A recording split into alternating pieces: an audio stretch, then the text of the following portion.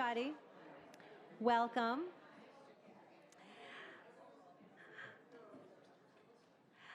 We're so glad that you're here today. I'm really glad it's not snowing, so that you could get here more easily. I'm Elizabeth Donahue. I'm the Associate Dean here for Public Affairs and Communications. And today's forum is really a joint effort of the Woodrow Wilson School and partners across campus. And so I'm very glad that you're all here to help us learn more about this important topic.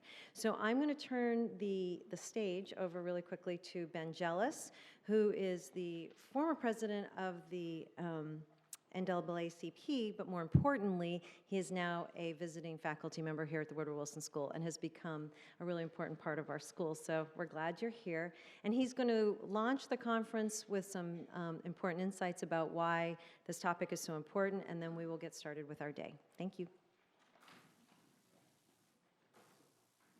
Well, hello, good morning. It is great to be here with all of you on this cold Friday. My condolences to anybody who flew in from someplace south of here to be here this morning. This issue is an important one. I don't think there's really one more important that our country is grappling with right now. And this morning I thought I would just start with some informal reflections about, in my case, an entire adult life spent fighting for progress on this issue. I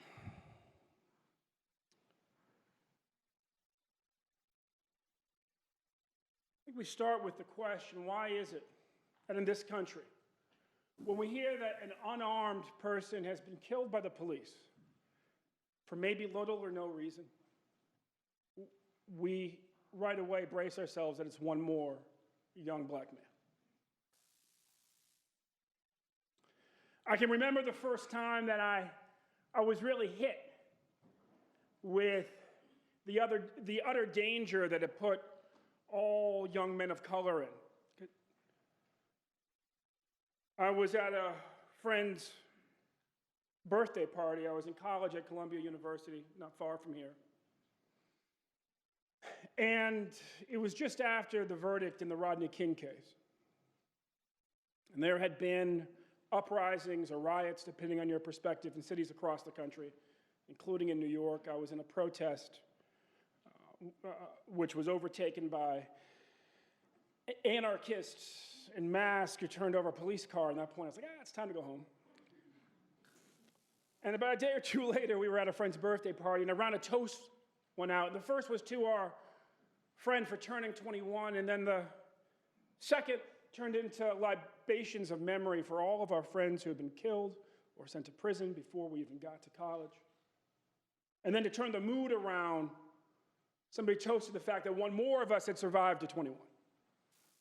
One more young black man in America, one more young man of color in the world's wealthiest democracy had simply survived past their 21st birthday.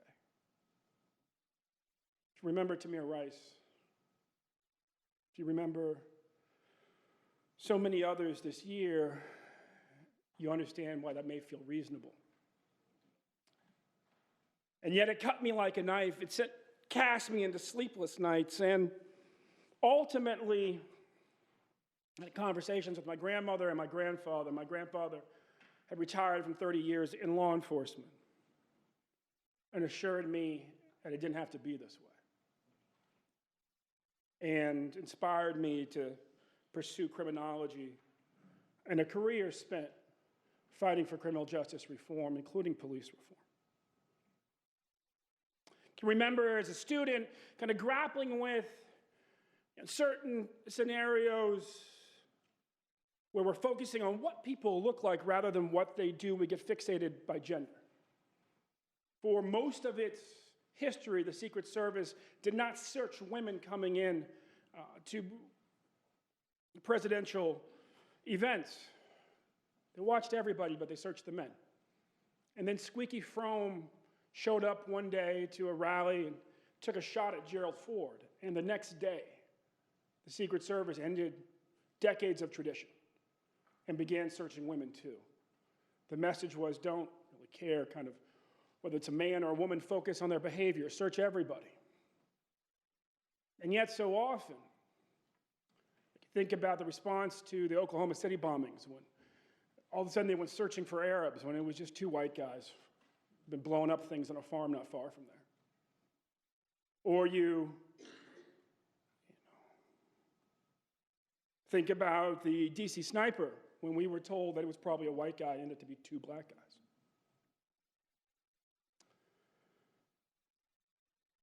Started to wonder, well, maybe has there ever been a racial squeaky foam? Was there a point when we should have learned? And you go back in history, and you end up with the assassination of President McKinley in 1901,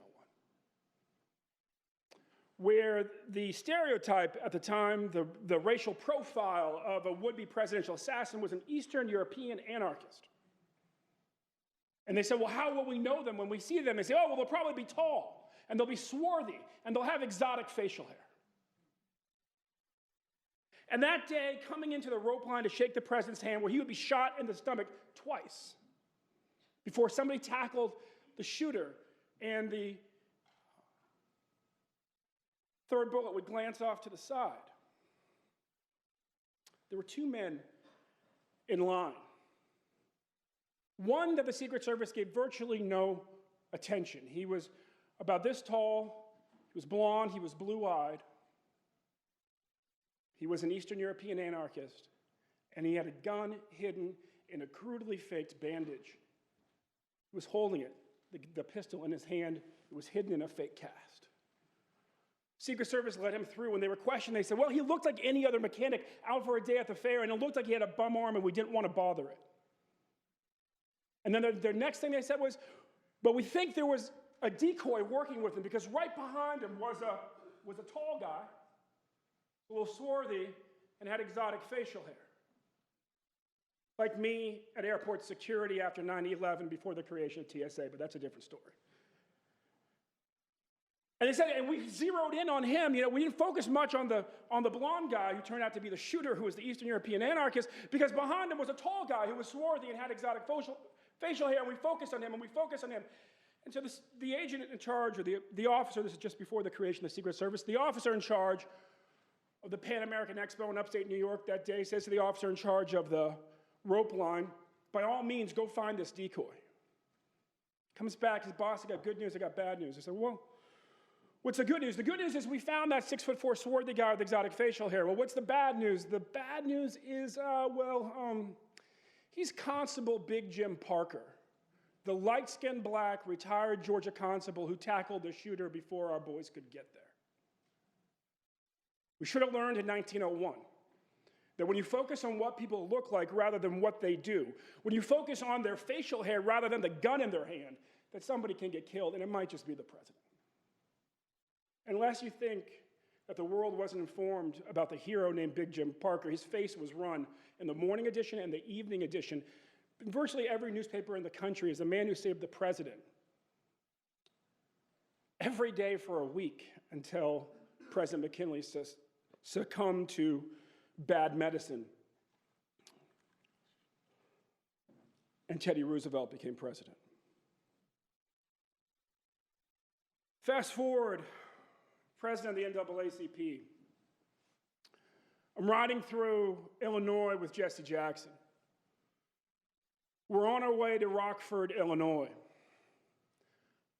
A young black man had been shot 2 weeks earlier in a daycare inside of a church in front of little girls and boys who are now losing their hair from stress. He'd been ordered out of a broom closet where he was hiding. The police were looking for him with a bench warrant because of a domestic dispute at his house the night before. He'd seen the officer coming towards him with a gun in his hand, and he began running because it was that officer. The officer the people in the neighborhood knew was especially rough and had killed at least one unarmed person before. And so he ran into the church seeking sanctuary, and he hid in the broom closet, and that officer, the one that had roughed up a lot of guys and killed at least one unarmed person before, ordered him out of the broom closet. And he came out with his hands up, and the officer shot him multiple times in the daycare in front of little girls and boys just feet away who were now losing their hair. And we were there, and we met with the community, and we met with the parents, and we met with the little kids, and you just wanted to either cry or throw up all day. Listening to these little children describe watching a man from their community mowed down by a police officer in their daycare, in their church. Where would they ever feel safe again, and with whom?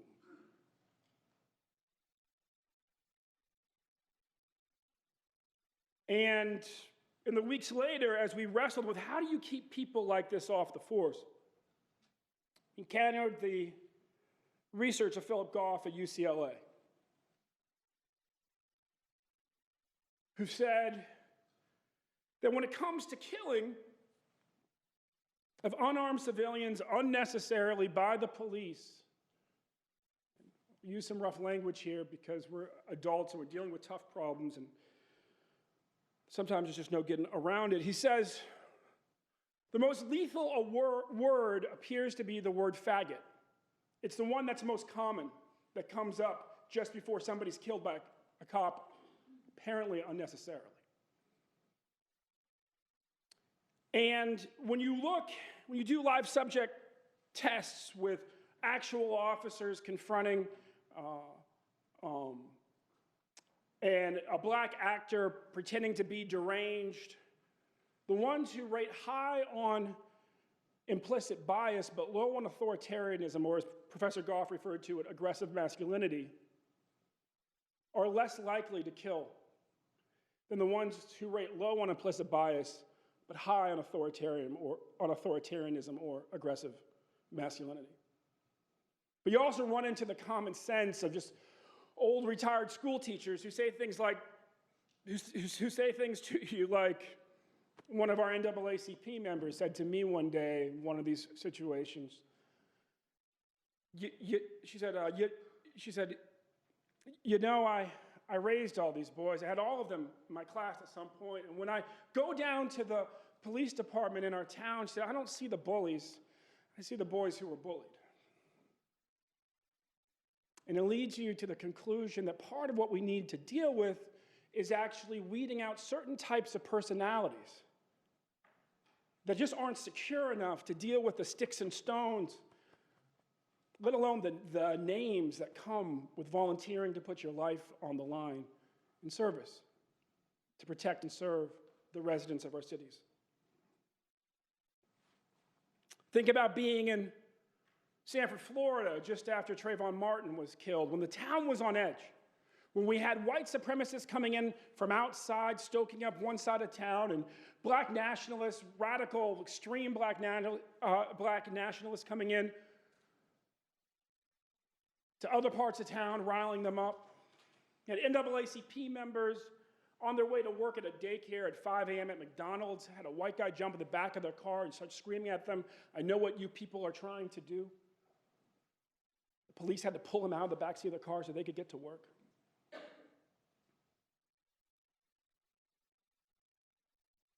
And the change that we were able to make in Sanford even before George Zimmerman was acquitted.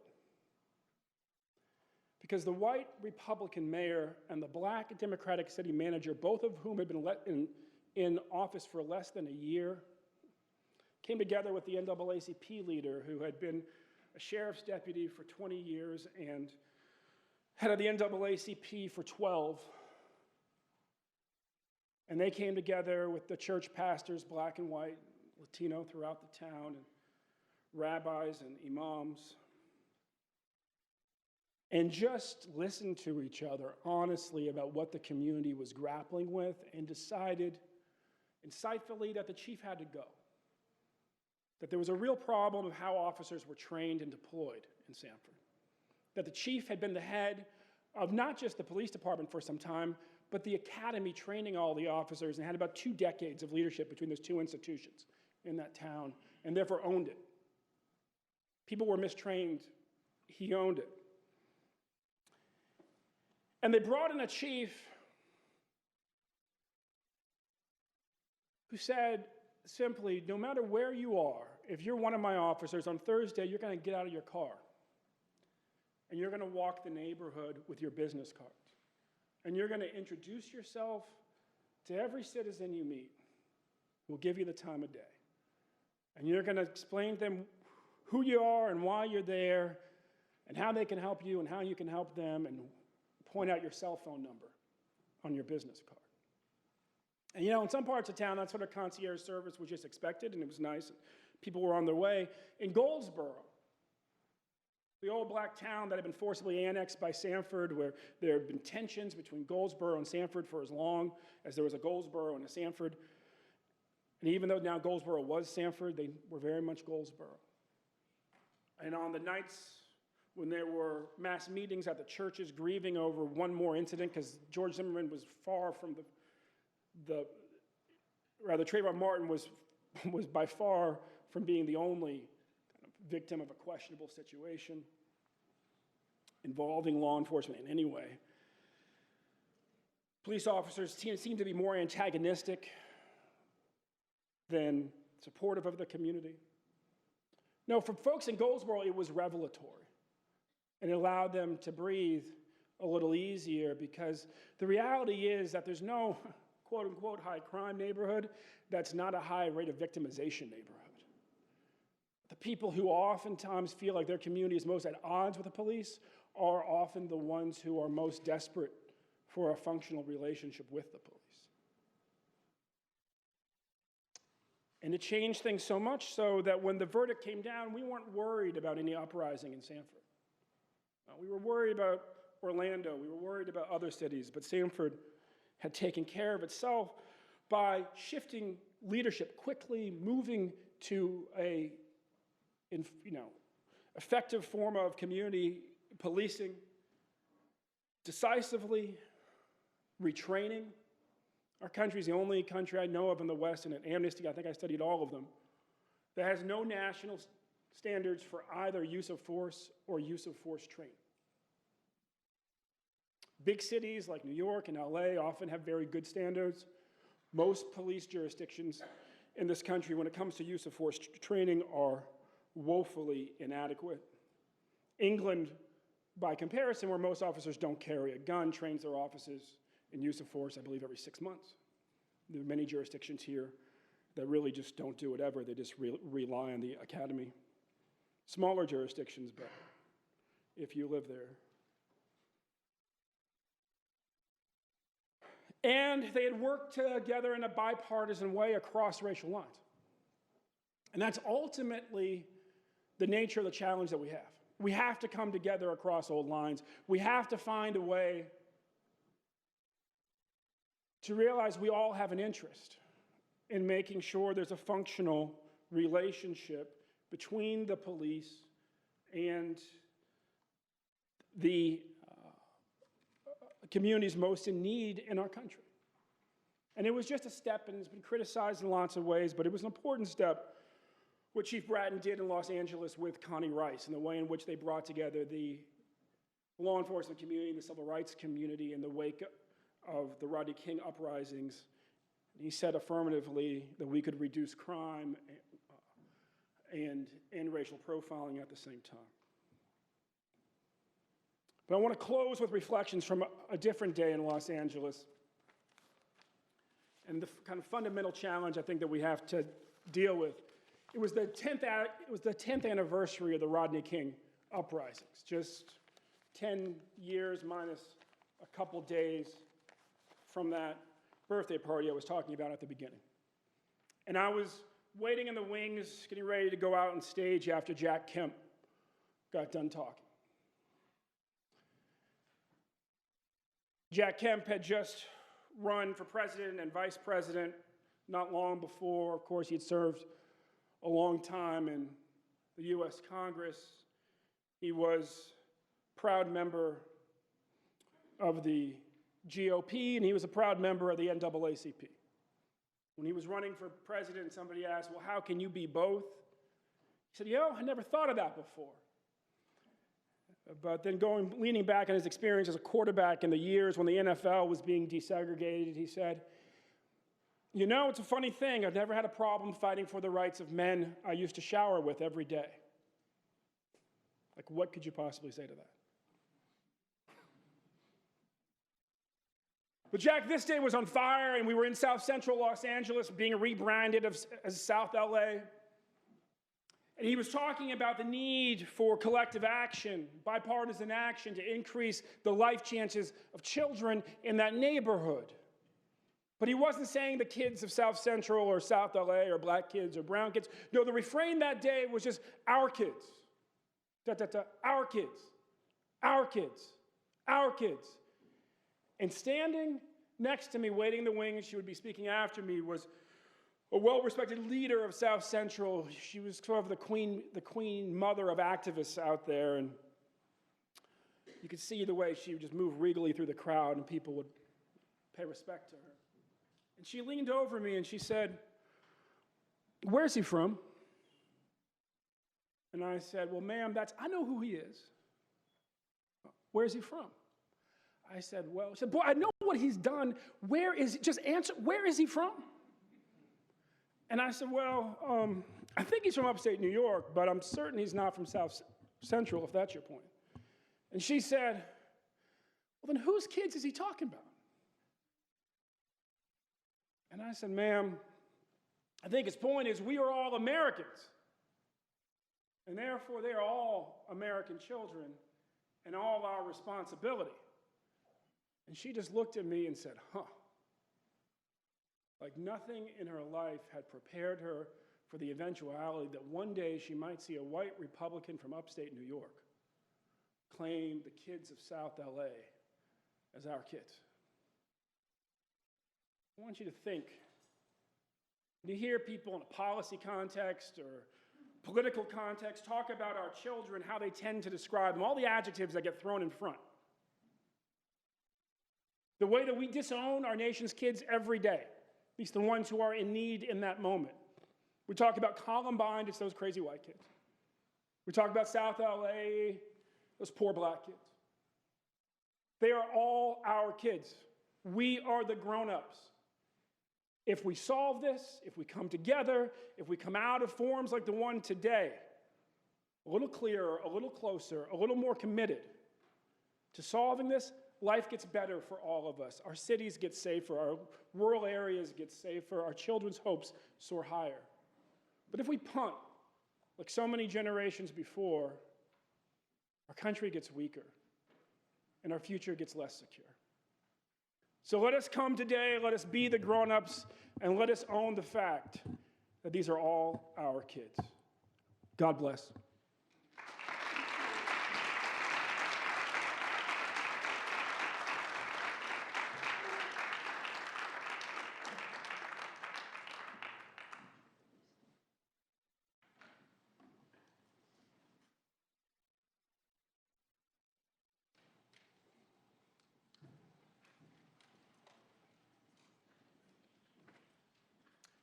Good morning. My name is Paul Ominski. I'm from public safety at Princeton. Our first keynote speaker is a career police officer and lawyer who has earned an international reputation for her principled leadership and reform strategies. Kathleen O'Toole was appointed chief of the Seattle Police Department in June of 2014, a post she holds today. Chief O'Toole served a 6-year term in Ireland as Chief Inspector of the Garda Síochána Inspectorate, an oversight body responsible for bringing reform, best practices, and accountability to the 17,000-member Irish National Police Service.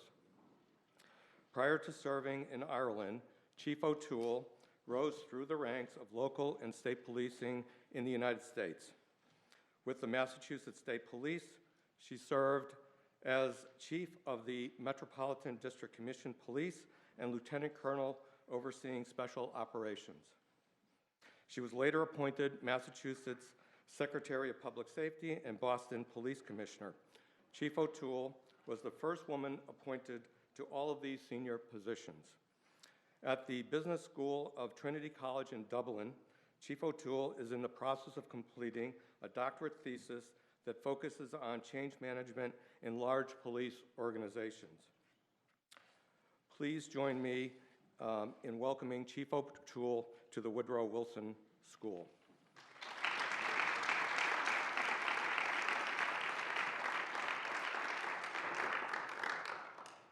Thank you very much, Paul. Actually, I met Paul in a previous life. He's from Massachusetts originally. In fact, the first 3 or 4 people I met here today are from Massachusetts, so I'm beginning to think that half of Massachusetts now resides in Princeton, New Jersey. So I'm feeling very much at home here. And I was reminiscing, you walk through the streets of Princeton, and it really does remind me of a small New England town. So I've always felt very much at home here. I really want to thank the organizers of this event today. It's just, as Ben said, it's just so important that we have these discussions. And I really appreciate the opportunity to be here with some old friends, meeting some new friends to engage in these discussions. In all the years I've been in policing, and it's plus 35 now, there's never been a more difficult or challenging time. But with that challenge comes an opportunity. And I think it's so important that we engage in these discussions and learn and listen from each other, to each other and from each other. There are many calls for police reform today, no question about it. You know, I started in the business in 1979 in Boston. In fact, for the students here, I wish I could say that I had a career strategy. Never imagined I'd become a police officer. In fact, when I was a youngster in Massachusetts growing up, it wasn't an opportunity available to young girls. We never thought we could become police officers. I remember being a college student. I was a junior at Boston College when the Boston Police Department hired its first patrol officers, female patrol officers, and I thought, why would any woman in her right mind do that job? And just a few years later, I was offered the job. I was in law school at night at the time, and my friends dared me to take it. They said, what a cool opportunity to see the law from a different perspective. And I said, yeah, you know, I've always been a daredevil. It would be a kick. You know what, maybe I'll try it for a year or two until I get out of law school. And soon I discovered that I found my vocation. I think policing to me is not just a job, it truly is a vocation. But I started at a very interesting time in the business. In 1979, in the Boston Police Academy, we were fighting the war on crime. And we graduated from the academy ready to do that. And we went out there and we answered 911 calls, and you know, we worked really hard. We chased 911 calls, and we were measured by how fast we got there, how many arrests we made, how many tickets we wrote. We didn't do anything to prevent crime. We waited for it to happen. We waited for the crime. We waited for the tragedy. And then we showed up. We raced there. We showed up, and we did our best. We also had the opportunity to save some lives. I delivered 2 babies. Thought that was pretty cool. But, you know, and I loved every minute of it. I loved providing service to people. But again, we had it wrong. As we did this, as we worked hard, we saw crime rates soaring in our cities. We saw the quality of life deteriorating throughout our country, mostly in our major cities. And you know, we figured out that the war on crime didn't work. Fortunately, as a young 20-something in Boston, I had the opportunity to meet some really cool individuals. First, Bill Bratton. Bill Bratton was much older than me. He was 32 at the time when I was in my mid-20s. And at age 32, he was the number 2 person, the superintendent-in-chief of the Boston Police Department. People recognized that early, that he had the ability to really make a difference in the policing world. And so he had huge responsibility at a very early age. Shortly after meeting Bratton, I had the opportunity to meet George Kelling, who joins us here today. And George Kelling was an academic who had really begun to present some new ideas to force us to think outside of the box. Again, I met Kelling, I was just a kid. George is ageless. I've grown much older. George has stayed exactly the same. But he was challenging us to think outside the box and to bridge theory and practice. In fact, I always said Kelling was one of those academics that worked in the real world. Many times he drove around in my police car, and we had some very spirited discussions and debates. I think he always won in the end, but I learned a lot from the experience. I learned to think outside of the box. And with people like Bratton and Kelling coming together, other practitioners and academics recognized the need to think about policing differently. And mostly we realized that we had to reach out, break down barriers, and engage with our communities. We couldn't make a difference in our communities unless we worked with our communities. The police service needed to be a part of the community, not apart from the community. So we broke down barriers. We started to work in multidisciplinary approaches. We engaged with other government agencies, public and private nonprofits, private businesses, just harnessing our resources, working on some complicated issues in our communities. And we started to make some progress. In Boston, for instance, we really started to focus on youth violence prevention. At that point, we had young people taking each other's lives in the streets. Gun violence and gangs and drugs were becoming more prevalent in our community. We needed to work with our communities on solutions, on multidisciplinary approaches to address these issues. Many of you probably remember Operation Nightlight in Boston, where we brought together people from many disciplines, again, to put our arms around the children in our community, to not only save their lives, but to help them develop prospects and to ensure that they could enjoy their futures. And we went from having 154 homicides in Boston in 1991 to having 31 in 1999. Now, one is one too many, but certainly we made significant progress. And some will say, well, you know, there were other factors, demographics, and you know, there were other factors that influenced the crime rates at that time, but there is no doubt in my mind that we saved lives. And sometimes it's difficult to quantify how many lives we save when we engage in these prevention and intervention initiatives, but no doubt we do save lives. So that was, you know, that got me through my first 15 years of policing. Things were going fairly well in Boston at the time. We were really focused on prevention and intervention. Enforcement, of course, is a last resort. And then 9/11 occurred. And almost instantly, overnight, we experienced dramatic change in policing, from my perspective anyway. I'm so sure some of you would share that thought. The federal government priorities changed immediately. The Department of Homeland Security was stood up. Community policing was no longer the priority. Homeland Security became the priority. Community policing grants that supported so many of us throughout the country. In Boston, for instance, I became police commissioner. We lost 15% of our personnel because we lost so much federal and state money, community policing money, and all the focus was on Homeland Security. And sadly, all the work we'd done to engage with our communities, to build trust, to try to establish stronger relationships, much of that went by the wayside, and we lost sight of that, the importance of those relationships in many communities across the country. So no question, we took a wrong turn. I often said to people in DC, when I was fighting to restore community policing money, I said, look, it's not going to be some intelligence czar in Washington, D.C. who discovers the next threat to our community. If we're lucky, it'll be a cop on a beat in a city or town, but more likely, it'll be a member of our community who will come forward if they trust our police. You know, that message often fell on deaf ears, but I think we took a really wrong turn post 9/11, and we've been struggling in many communities to regain that traction ever since. I had the unique opportunity, as Paul mentioned, to do some work overseas, and I have to tell you, I learned so much from that experience. First in Northern Ireland.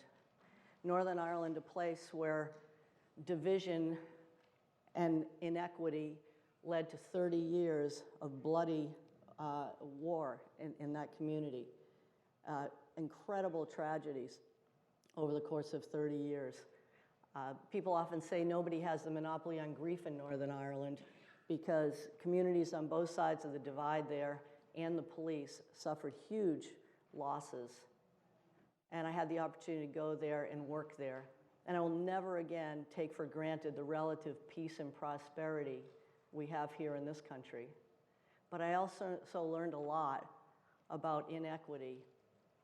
And, you know, again, in policing, and since the day I started in the job, of course, you know, we were experiencing in our communities here in this country a lot of inequity. I worked on projects, I worked on civil rights laws, I worked on the New Jersey State Police case here, you know, did some work for the Department of Justice Civil Rights Division, but it was always just below the surface. You know, we never acknowledged it, we never addressed it head on as a police profession, or in our communities as well. But in Northern Ireland, it was in everybody's face, and there was a sense of urgency to address it head on. And people came together, as difficult as it was, and they had those tough discussions, and they worked together to create a future for their children. And again, I learned so much from that experience. Similarly, in the Republic of Ireland, where they created new structures around policing and accountability. And Ben's right. I mean, they do so much better on that side of the Atlantic when it comes to independent oversight and accountability in policing. And we can learn a lot from those lessons. And I brought some of those lessons back here to the States when I returned. So I returned from working 3,000 miles to the east. I returned to Boston, and soon thereafter got a call to see if I'd be interested in moving 3,000 miles to the west, and took the job in Seattle. Seattle is under a federal consent decree for use of force, and the consent decree was negotiated in 2012. I arrived in 2014 after a very difficult 2-year period. The consent decree negotiation was very contentious. There were a lot of people in the police department in the city that were very defensive about it. They didn't think that the Seattle Police Department deserved that treatment. Well, I can tell you, not only did it deserve that treatment, but our department is a much better place as a result of our consent decree. And when I arrived, I said, we need to wipe the slate clean.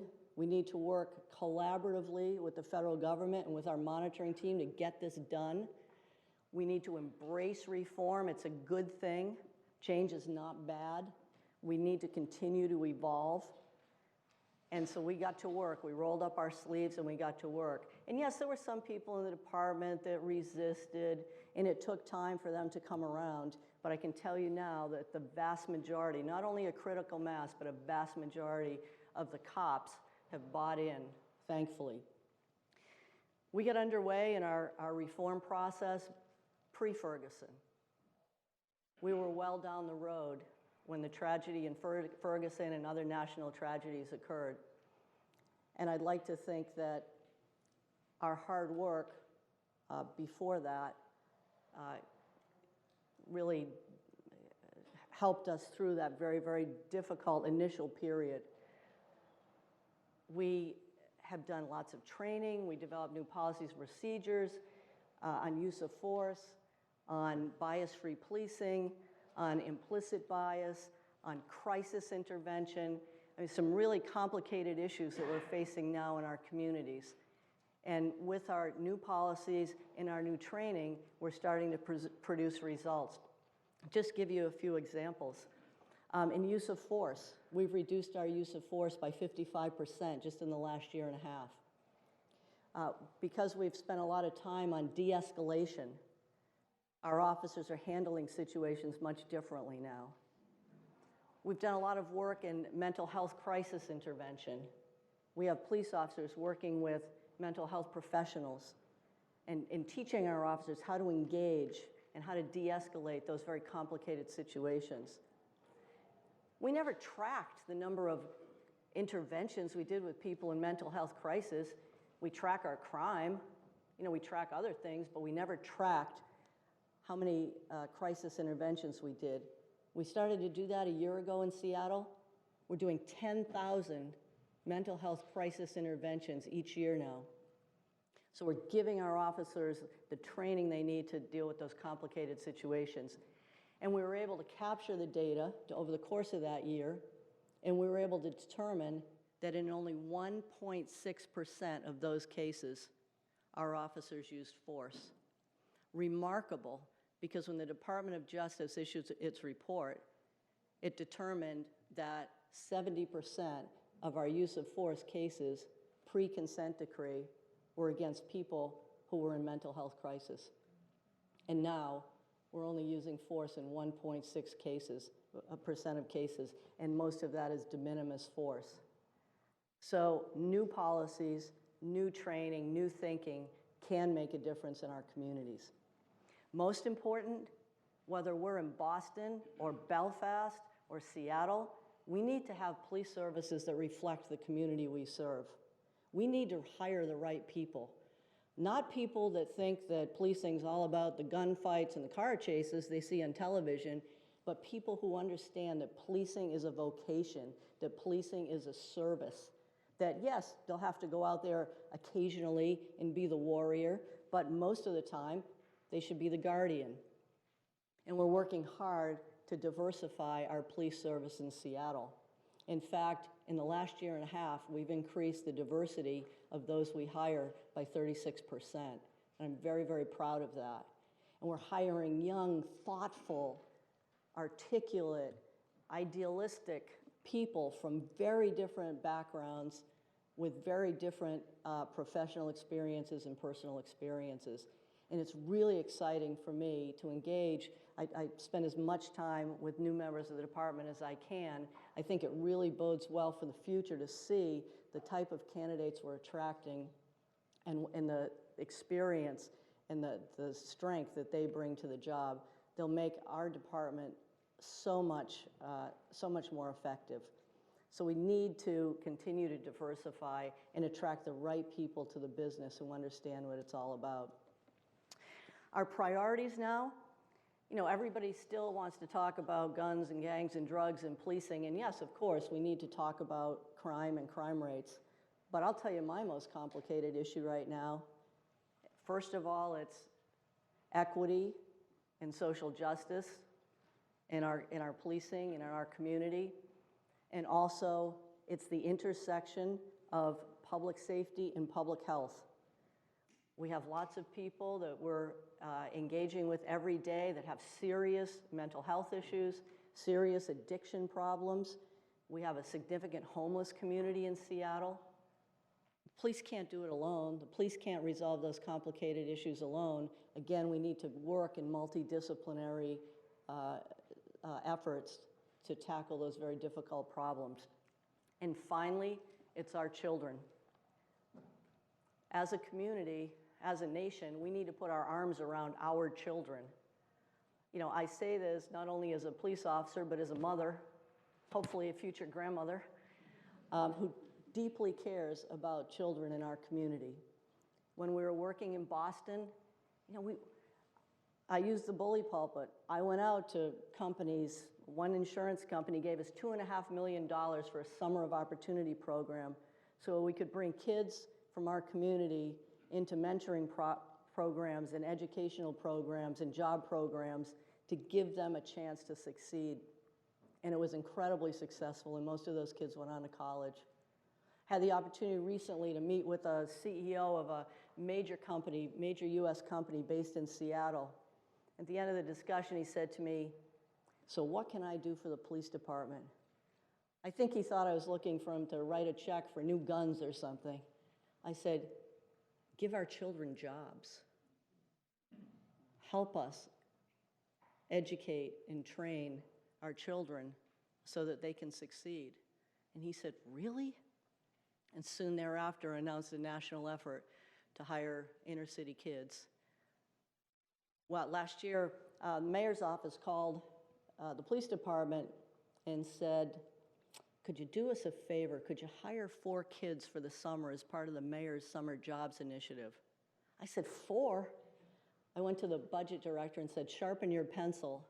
We need to hire kids." We hired 30.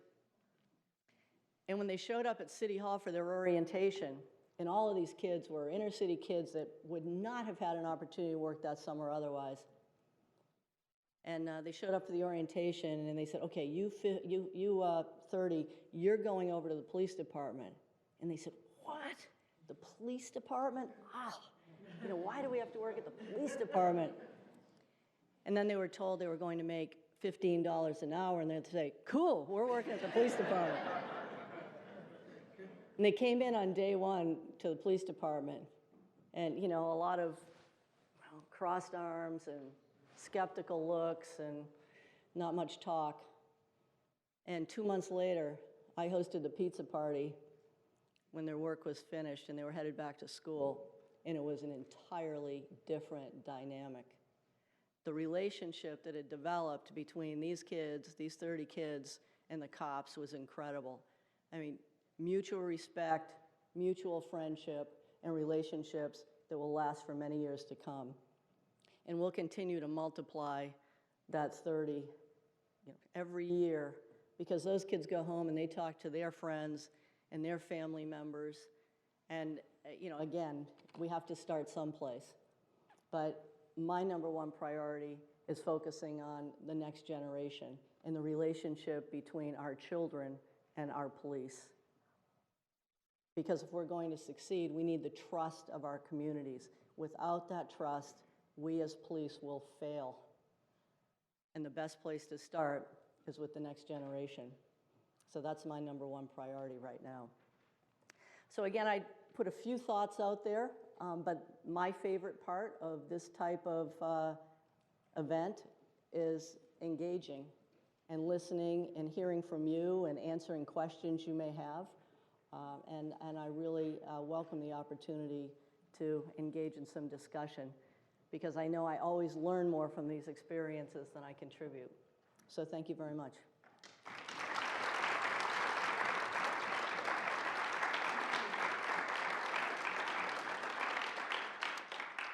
So Chief O'Toole would be happy to take some questions. We have some microphones down here, and please come on down.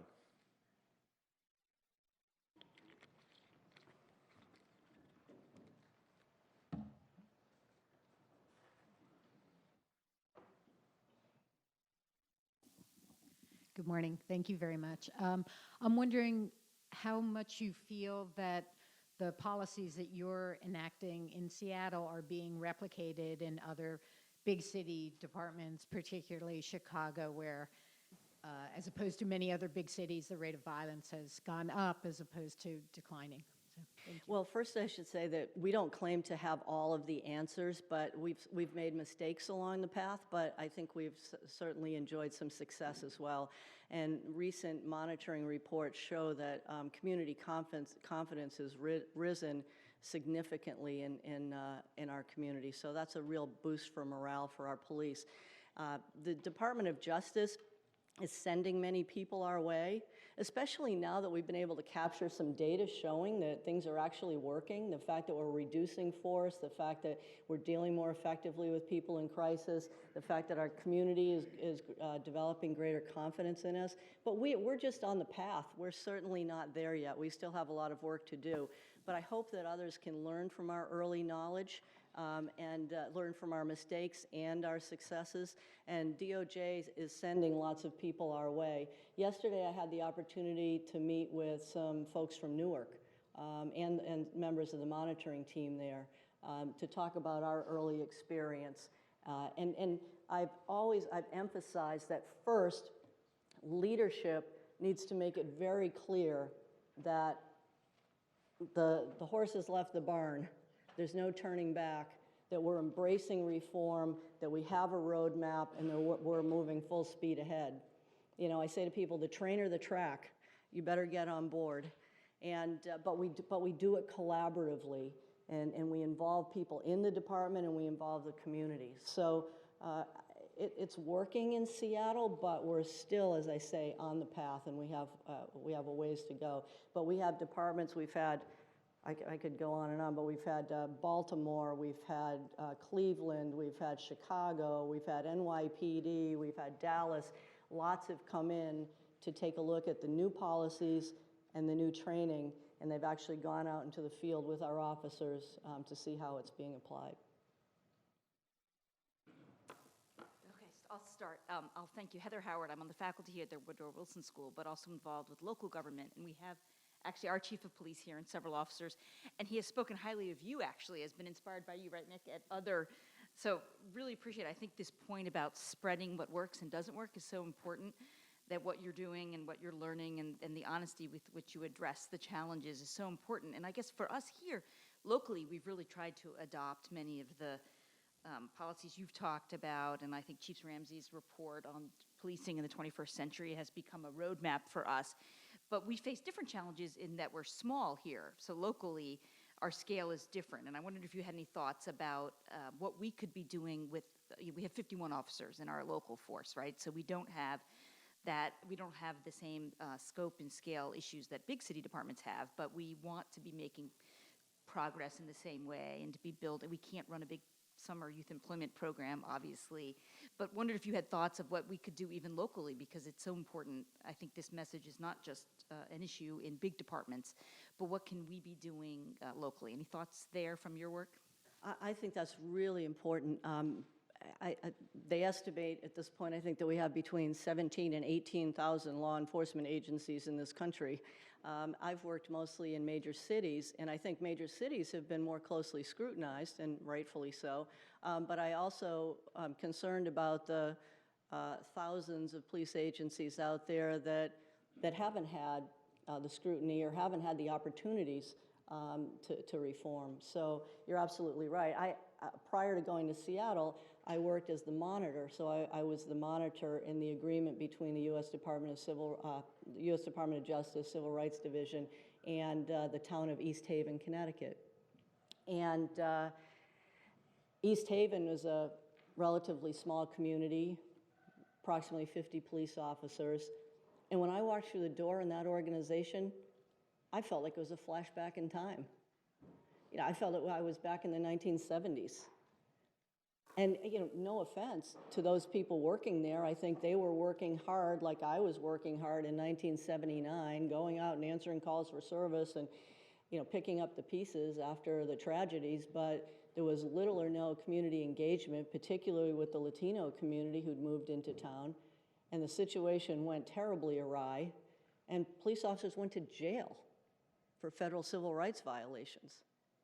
Now, I'm convinced that there are thousands of police departments out there in this country that are similarly situated, that haven't been scrutinized, that haven't recognized the need for reform, and haven't started on the path yet. Hopefully, you know, we can figure out a way through PERF, Police Executive Research Forum. Chuck Wexler, the executive director, is here today. Major City Chiefs. Chuck Ramsey's been very involved as the president of the Major City Chiefs and other organizations, IACP. I mean, we need to figure out a way, again, to spread the message and convince other police departments out there, whether they're East Haven, you know, similar to East Haven, Connecticut, similar to Ferguson, Missouri, or similar to, you know, other places where they're small or mid-sized organizations. We need them to recognize that they, too, have to embrace change, embrace reform. It's not just major cities. And, you know, a use of force policy that requires de-escalation is something that applies whether you have a department with thousands of people or a department with a handful of people. I mean, the basic principles of policing still apply. So it can be scaled up or scaled down. So I would think that if we come up with some model policies that really make sense, you know, for instance, some of our policies in Seattle now are being replicated elsewhere, they'll apply in Princeton, New Jersey, as well as Seattle, Washington. So I think our policies and our training are critical at this point, and if we get those right, we can scale them up or down. Yes. Hi, thank you very much. I'm Lily Lee from University of Pennsylvania. I've two quick questions. One is, you mentioned that when you arrived at Seattle, they were under federal consent decree, which was, in a way, it was good because it forced them to change and forced them to do something. Could you please say a little bit about what happened leading them to be under consent decree? And also, was that also applied to some of the other recent cases, like in Ferguson, in Baltimore, and so on? The second question is a little sensitive. With you being a woman, leading these change, reforms and so on at a very fundamental level, did it make it easier for you to do that or harder for you to do that? Interesting. Okay. First of all, question one, Seattle was already under a consent decree. Yes, it did create the sense of urgency to get it done, and the consent decree provided the roadmap. You know, we know the requirements, and we need to move in that direction. I've always liked being a change driver. I'm a horrible maintenance manager. I get bored very easily, but I like being a change driver. And I've worked on a lot of reform projects, but it's very difficult to reform an organization that's not in a sense of crisis. It's much easier if there's a crisis to drive reform because there's that sense of urgency to do that. So I think every crisis presents an opportunity, and we've captured that opportunity in Seattle. As a responsible manager, though, I often said, you know, if you don't think you have a problem, you haven't looked lately.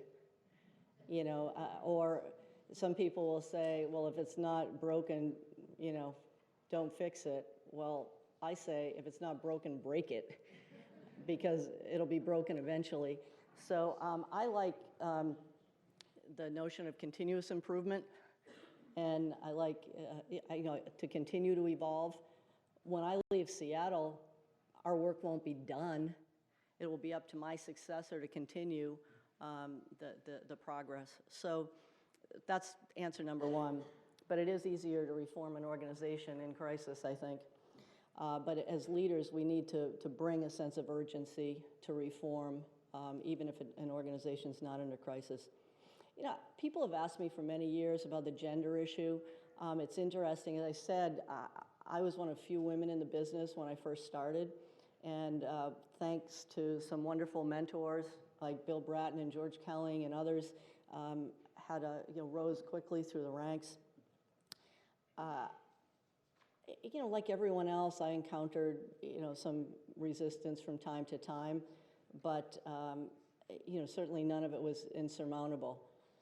You know, people say, well, do women bring a different perspective to the job? I learned all of my leadership lessons from people like Bill Bratton and Chuck Ramsey and, you know, the mentors that were out there. All of my mentors were men because no other women were there to mentor me along the way.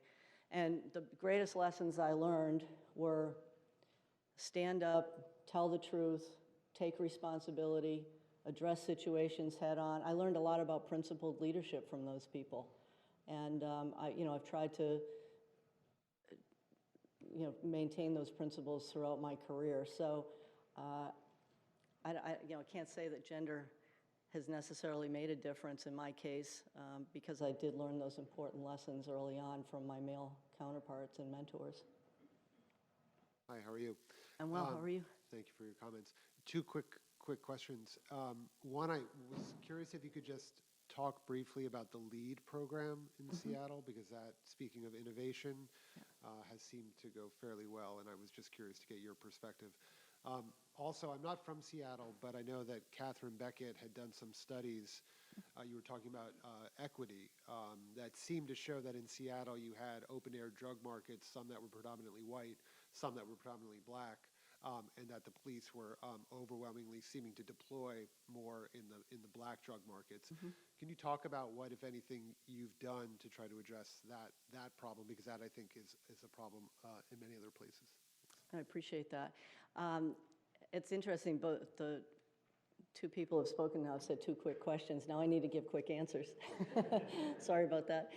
So first of all, LEAD program, it's a law enforcement assisted diversion program. I wish I could take credit for it, but my predecessor actually started it with some other very thoughtful people in Seattle, and it's a program that takes eligible candidates pre-booking and diverts them into treatment and other intervention programs, and it's been very successful, and it's received national attention, and it's been replicated in many other places.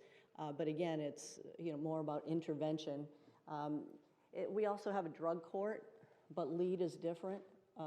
Drug court, people are booked and they go to court, and there'll potentially be sanctions or conditions. But in lead, we actually intervene. It's pre-booking.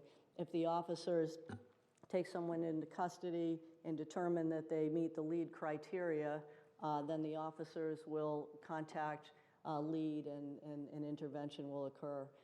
So it's been a great program. The officers have been enthusiastic about it, and the community's been enthusiastic about it. Like many other communities, no question about it. We worry about disparate treatment, and we're taking a close look at our data. I mean, we're still working with DOJ and some consultants to determine, if we're policing appropriately, or if we're treating people differently, inappropriately. So we're working hard at that. We have some open-air drug markets in the downtown core. We did an operation last year where we actually went in with federal partners and did a lot of surveillance and determined that there were 174 drug dealers on one block in this particular open-air drug market in Seattle. But we tried to apply a really thoughtful approach. And by the way, it was a very diverse group of people. But we tried to apply a very thoughtful approach, and we kind of placed people in 3 different categories. For people that were eligible for lead, often they were people that were just dealing to low levels to support their own habits, and they were really struggling out there. And so we diverted them into the lead program to get them the help they deserved. Others went to the drug court, where they were dealt with appropriately, but mostly, sanctions and treatment. And then finally, there were some gun-toting drug dealers that were terrorizing the more vulnerable, and they went to jail. So we're just trying to be more thoughtful, rather than going in and doing a sweep and booking everybody and treating them all the same. We're trying to be thoughtful about our approach to each arrest. We have time for just one last question. Thanks. I don't want to ask 2 questions, although I did before. Well, I'll give 2 short answers, I promise. One, I lived in, I'll sort of add this as, I guess, a comment. I lived in Ireland for a long time, and the police name there is Garda Síochána, which I understood to mean Guardians of the Peace, right, which seems different to me than police.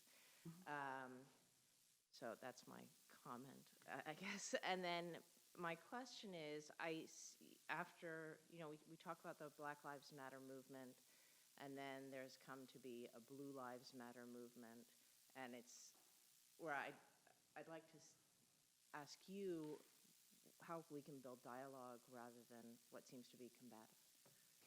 Thank you for that. First of all, I'd like to say something about Garda Síochána. You're right, it's Irish for Guardians of Peace. And when I first arrived there, first question I was asked is, well, you're from America, you'll want to arm all of our police. And I said, no, on the contrary. I said, that's something to be very proud of. And while I worry about their safety in an environment where guns and gangs are becoming more prevalent, we're going to work on strategies to enhance our police officers' safety without routinely arming them. The police over there, well over 80%, I think close to 85% of the people in the community there have great confidence in their police because they have been a part of the community, not apart from the community. And they've had scandals and they've had challenges from time to time, but because they have that strong community support, communities worked with them to overcome those challenges. So, but thanks for mentioning that. I think I think it's wonderful that, I think the title of an organization is so important. Guardians of Peace. When I worked in Northern Ireland, it was the Royal Ulster Constabulary, and we changed the title of the organization to Police Service of Northern Ireland. I never refer to a police organization as a police force, because force is such a tiny part of what police should do. But anyway, having said that, the other question, the real question was the dialogue between, right. I hate divisive dialogue, and it just, whether it's social media or mainstream media or it it really hurts me to see that division. And I think I think the best thing we can do is to engage. You know, we have to meet face to face with people. I get out in the community. I'm out every single day, either at a formal or informal community meeting, engaging with people. Because when we get together on a human level, we realize that we have more in common than not. And we did a lot of this in Northern Ireland. You know, we went out and I advocated for community meetings because we were developing a new framework for policing in Northern Ireland. People said, oh, you can't go out in the community and discuss policing in Northern Ireland. It'll be a security issue. It's such a contentious issue. You know, there'll be bombs and bullets. And I said, look, it needs to be a democratic process. We need to have the courage to get out there and engage and talk to people who have very, very different opinions about things, because once we do engage, we realize that we all want the same thing at the end of the day. We want peaceful communities. We want the best for our children. And so I think that that's really the key. I mean, we need to get away from the divisive narrative. And I'm not suggesting that Black Lives Matter or Blue Lives Matter. I mean, there's some people in every faction that are going to be divisive. But I just wish that we could all come to the table. I reached out to some of the Black Lives Matter folks in Seattle and had some very, very constructive discussions.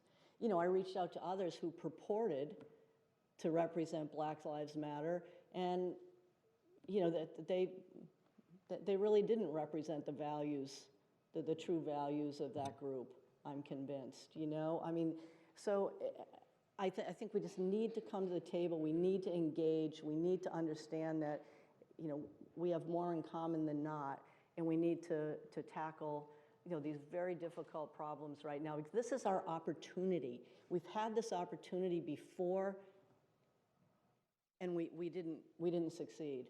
You know, we didn't recognize that we didn't succeed. This is our opportunity to make a difference, and we'll make a difference if we engage, you know, in forums like this or out in our communities.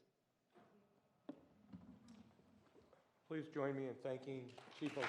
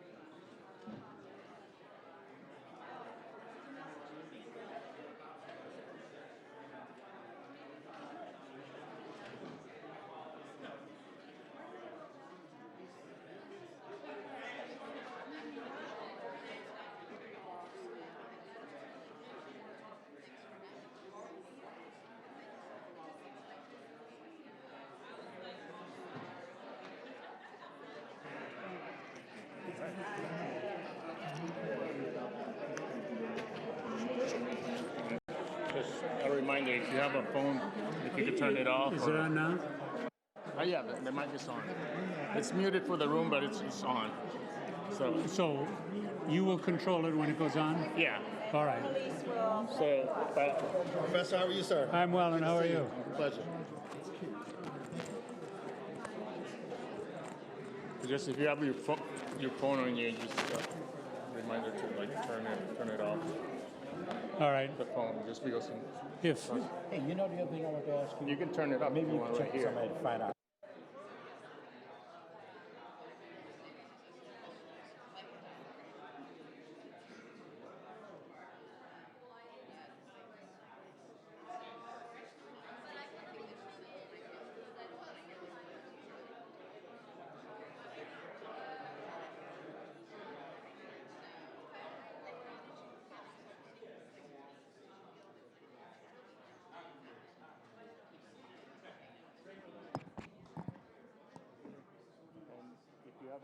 Please turn it off. Actually, oh, that's good.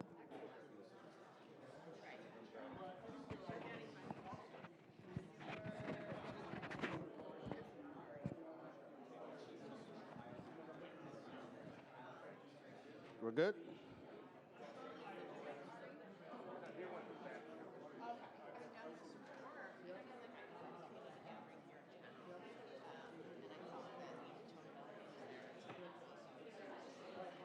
Oh, where's she?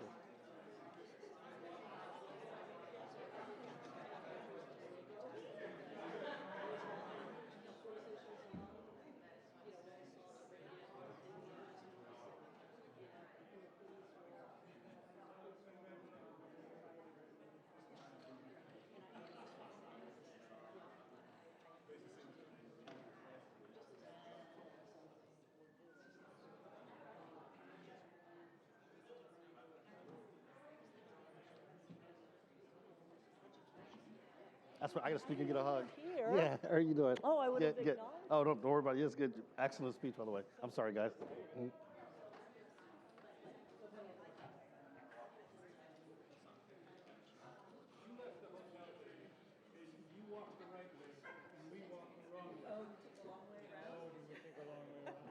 You know, it's funny, I started out and I thought, How we doing? Good, good. Veteran from the ACLU. Ron Davis. I think we met before. I think so. Mhm. Hired by Benita Gupta. Ah, oh, were you? Yeah, yeah. Very highly. Oh, great. Yes, she's a good partner. Yesterday, I met with, she's a friend of mine, heads of Access to Justice. Oh, I do too. Yeah, yeah, yeah. Yes. Oh, yeah. Yeah, Alex is great. So we did an immigration study in California for local residents, and he was 75 local residents in Spanish, somebody was translating, and he was wonderful to know your rights. Alex is, affiliates all around. Yeah, of course, what do you think about superstars? I think, Yeah. I think that's cool.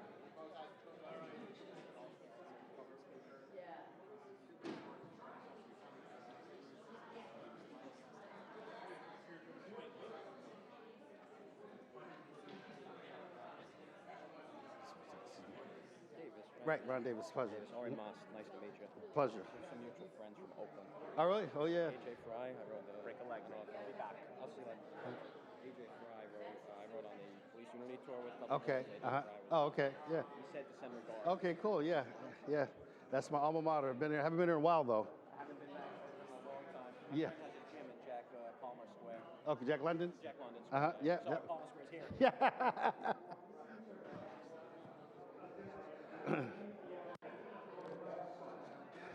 Chuck Wexler, how the heck are you, man? So I heard you guys had an interesting meeting. Which one? The transition. I haven't had a meeting with them. I think you guys, all the law enforcement groups did meet with, you guys weren't there? Some meeting they said they had with Trump's team and all the law enforcement groups with Omarosa and Ed Meese. Well, yeah, well, they were definitely there. And NAPO, Really? yeah.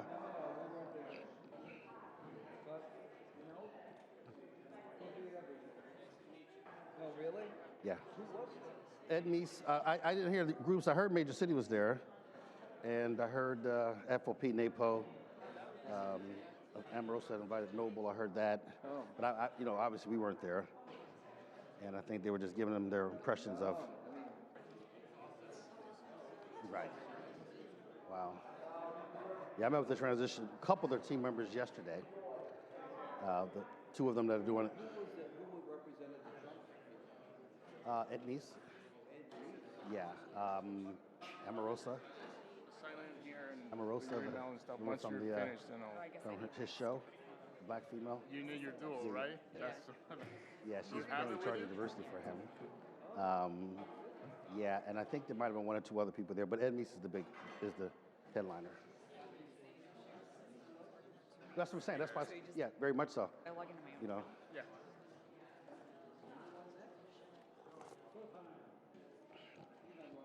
We just talked. Yes. Yeah.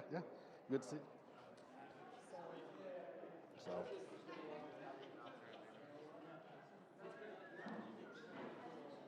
Well, you know what's interesting is it's going to be an interesting time. I don't think it's going to be as changed as much things people think. There'll be some significant changes, but I think we'll be fine.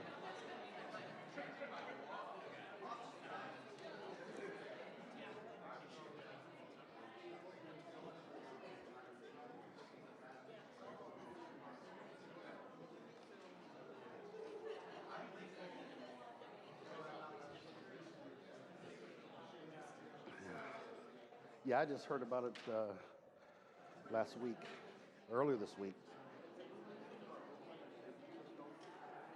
No, San Francisco. Oakland's supposed to be doing an interview this week. I heard interviews this week. I talked to Perry from Seattle. He's got assistant chief. He was interviewed this week. In San Francisco, I know the mayor has 3 names. He's from the police commission. I think they're Tony. I think he'll get it. I was telling Chuck, I think he'll get it. I think he's a good dude. I'm really impressed. He's really learning fast, very fast. I think if you guys have, with some good mentoring, you can bring him into your fold. I think he'll be very, very good. I hear potentially a deputy chief from Seattle, maybe. Oh, yeah. I heard her name. Yeah, Carmen. The head of investigation. Yeah, and then I heard maybe a deputy chief might be Malik from. Yeah. That's what I'm hearing. And I heard it might even be, or maybe a deputy chief inside. But I don't think anyone inside can take Tony out. I think so too. I've been trying to help Susie Loftus. She's good. Not with that. No, with the force thing. Yeah. You know they're fighting very heavy on this exception, and so is there a way? Here's the question for you guys. I told Susie, maybe let my experts get at it. Is there a way to give an exception that doesn't nullify the policy? In other words, like a terrorist exception. You know what I mean? Or do you make a general statement on all policies that you can't foresee every circumstances? And in other words, every cop knows that hitting a person in the head with a baton is a fatal, you don't do it. But if you're taking my gun, I'm gonna die, I'm gonna hit you anyway. And I will justify it, get exonerated, and I'm fine. And so the policy said don't shoot, and I think the part that I'm trying to figure out is everyone knows what the policy's for, and you're right about not giving that broad exception that clarifies, that really gets rid of the policy. But if a niece shows up and you ran up in a car and shot a guy with a good backdrop, who's running over 20, 30 people, there's no way the person's gonna get disciplined. We know that. But that's what New York's policy is, the gold standard. I think so. But what John Timoney would say, and what everybody else say, you have a situation. Make the decision. That's right. That's what I'm saying, is that you don't have to change the... Mm-hmm. It's hard. It kills, doesn't it? Yeah. I hear you. Well, they're going to arbitration, and They're going to, the commission is just going to say, we're going to do it. yes, actually, yeah. Well, they already did it, but now they're going to, right. Come out and speak. I think that would be, because we're doing it, we took a statement based on your stuff, the other stuff, is during the press conference, I told them, I says, we're now debating bad practice. And that we strongly recommend a prohibition against, without the exception. They have this consensus thing that ICP's been trying to do, to get everybody to agree. You know, ICP's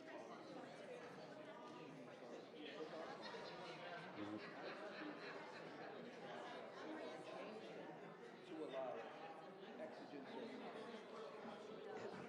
We tried to play with the language and exigent. The only thing we could think about would be something like a terrorist attack. But I think the bigger one is exactly right. There's no policy that can foresee that 1 in a million activity. And when it occurs, make the damn decision. You know you're not going to get charged.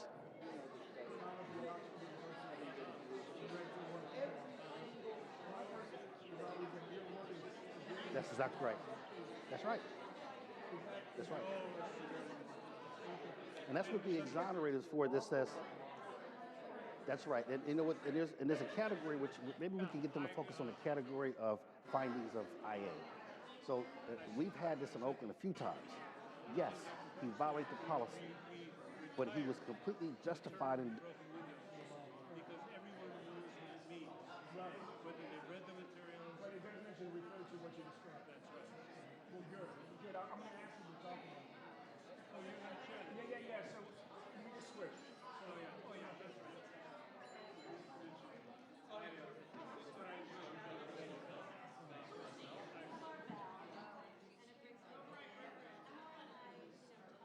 have two grandkids. I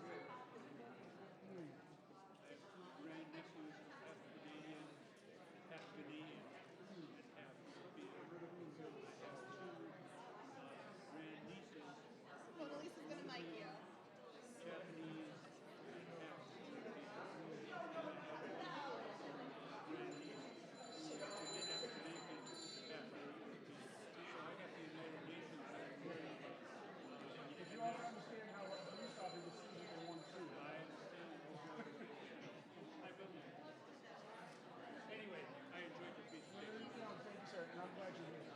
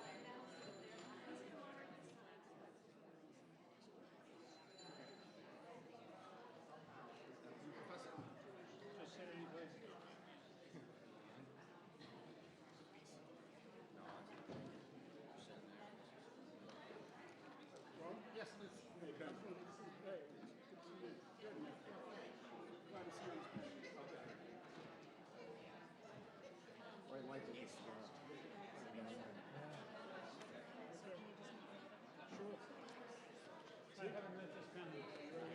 Tell my George Kelly. Nice to meet you. Yeah, me too. I didn't even notice that till you said it. I see Dennis, I rarely see him. Boss doesn't come to my office. I talked to Benita more than I talked to the boss, and Benita's not even there. Yeah, no, that's exactly right.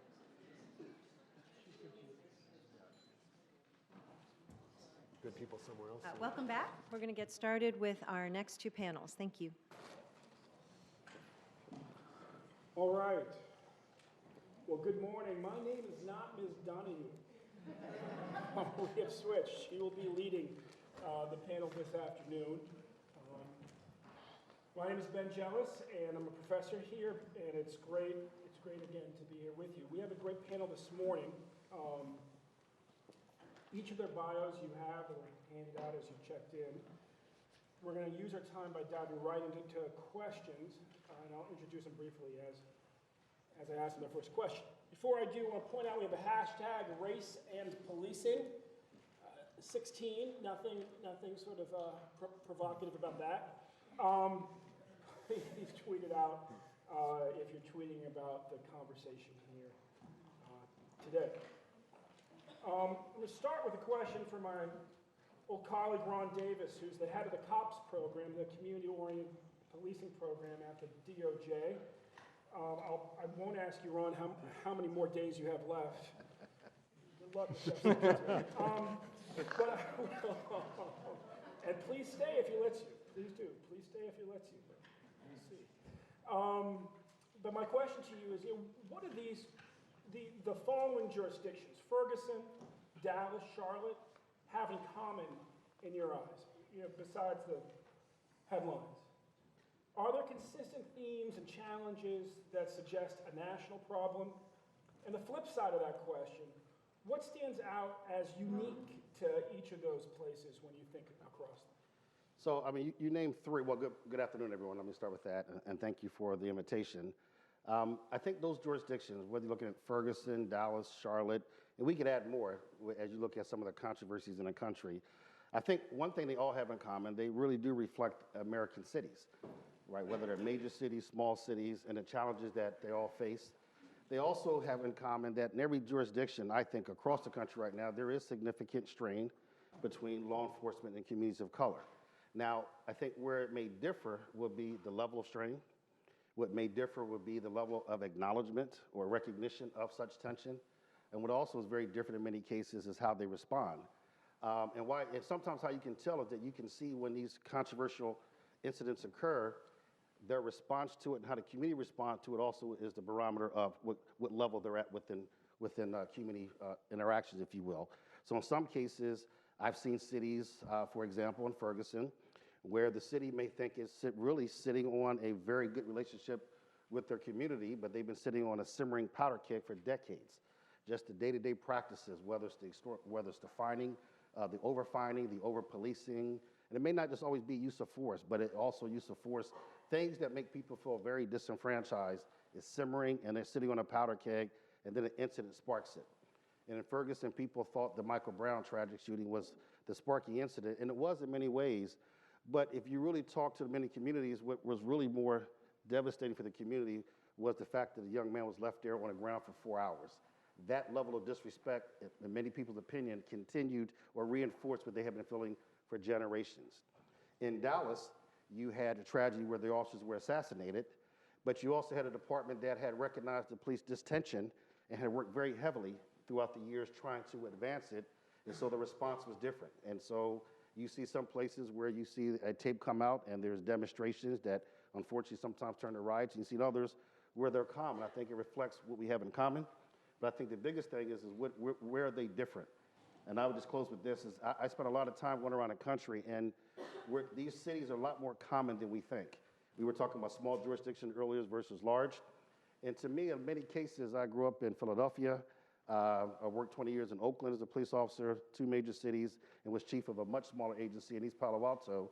And in many ways, when I look at Philadelphia and Oakland compared to East Palo Alto or Princeton or East Haven, is these cities really are really not one big city, but they're really multiple neighborhoods and jurisdictions within, cultures within a jurisdiction. And so when you look at a lot of neighborhoods are still concentrated, especially with communities of color. And so these small pockets where there's a lot of tension, they have a lot of similarities, whether it's a small city or a big city. And I think the way we look at this right now, we're going to have to respond that a small town chief is going to have the same equipment. He or she must be equally prepared to respond to the challenges of a major city police chief, because there's a lot of commonalities, but the key thing we're seeing is the investment that the community has on the front end, the level of recognition of the amount of tension that exists, the acknowledgement on what caused that tension, which is really generational mistrust, is usually not an incident, it's generations of people feeling disconnected and disenfranchised. It's the acknowledgement of our history, the role that police has played in oppressing people of color, whether we want to acknowledge it or not. I think we have to. And it also is what things we're doing along the way to actually implement and make the kind of changes, determine how different these communities ultimately are when there is controversy, when there is things that will cause people to be upset. All right. Thank you, Ryan. Thank you for your service. Professor George Kelly, this past year or two, there's been sort of 2 theories that the Black Lives Matter movement and surrounding conversations we hear a lot about. One is Professor Kim Crenshaw and her notion about how race and sexism and other forms of oppression come together to compound each other. And then there's broken windows theory. Now, with regards to, I'm stuttering today, but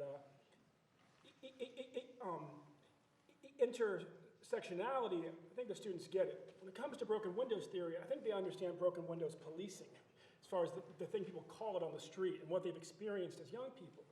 But as a criminologist, I see a wide gap between broken windows policing and the theory that I read as a student that you wrote in 1982. Could you talk about the actual theory? How'd you come to write it, whether it works, and what you would like to see going forward as far as the relationship between the theory of broken windows and the practice? Just begin with a little anecdote. 40 years ago to the month, I spent a couple of nights at the Nassau Inn working to develop the Newark Foot Patrol experiment. That's important because it was the Newark Foot Patrol experiment that led to broken windows. What I learned during the Foot Patrol experiment, and you should understand that I had earlier done research in preventive patrol, riding around in cars, called the Kansas City study, that demonstrated that it didn't make any difference, and Kathy was referring to this constantly throughout her presentation. And that is, my idea was that when you took the police off the streets, put them in cars, you de-policed city streets. Police were always on their way going something. They were never there as part of a territory. And it was a radical change that we didn't understand was a radical change at the time. We just thought it was a way to move police around beats more quickly. But I was impressed by the findings of the study that showed that when you have foot patrol, fear of crime dropped. And it dropped a lot. It dropped across the board. When you took foot patrol away from neighborhoods, fear of crime increased a lot. If you added foot patrol appreciation, and again, I'm talking Newark. This is 1976, 77, 78.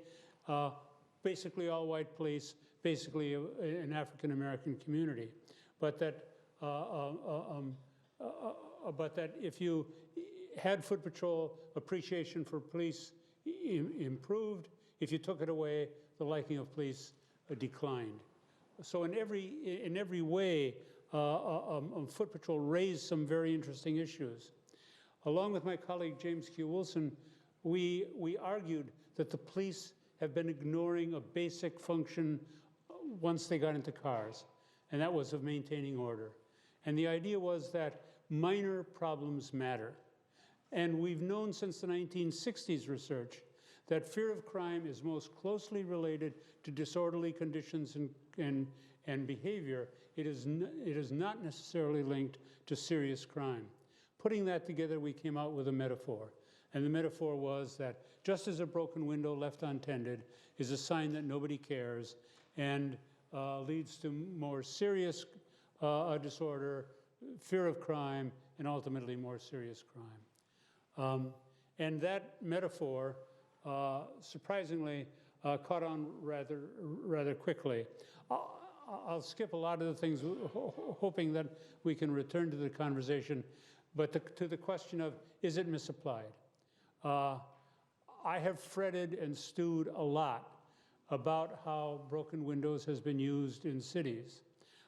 First of all, a lot of people have used the term zero tolerance to describe what Jim and I described as a highly discretionary activity. The idea of zero tolerance is completely alien. They've also confused it with stop, question, and frisk. It's very different. They have also simply not known when to stop. Chiefs in this room, I think, will agree with this. Police departments are great at starts.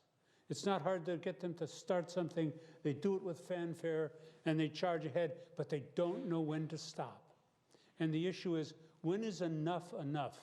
Now, that's tough to measure, but part of the problem is, with broken windows, is that once you start getting a zero tolerance mentality, once you start saying the answer to the problems is arrest, arrest, arrest, that goes way beyond anything that Jim Wilson and I ever suggested, implied. And I will just make a final comment, hoping that I'll have another chance, and that is, part of the problem is, I wish the people who talk about broken windows would bother to read the original materials.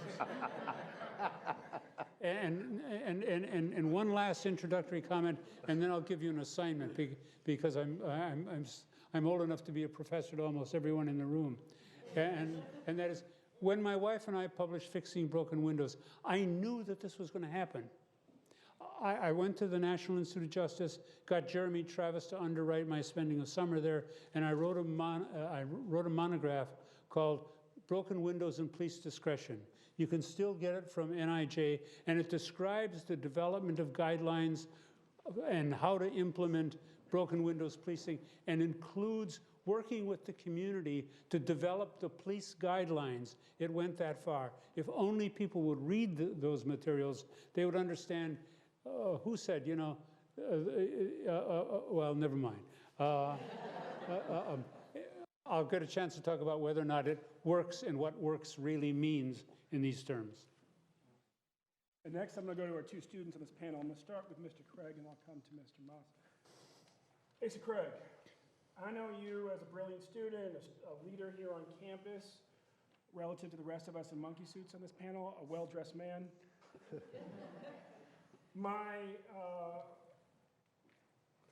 But I also suspect, based on experiences I've had, that the police don't always see you as one of those three things. Just talk a bit about what your experiences have been, and as somebody who's sort of at that corner of life, like moving through graduate school, looking towards career and possibly family, what your concern is for young people coming up behind you.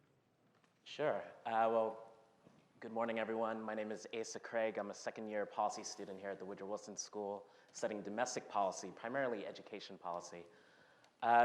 Policing and communities is a very interesting subject to me. I was born in Brooklyn, New York, and grew up from a young age being told about where I can play on my street.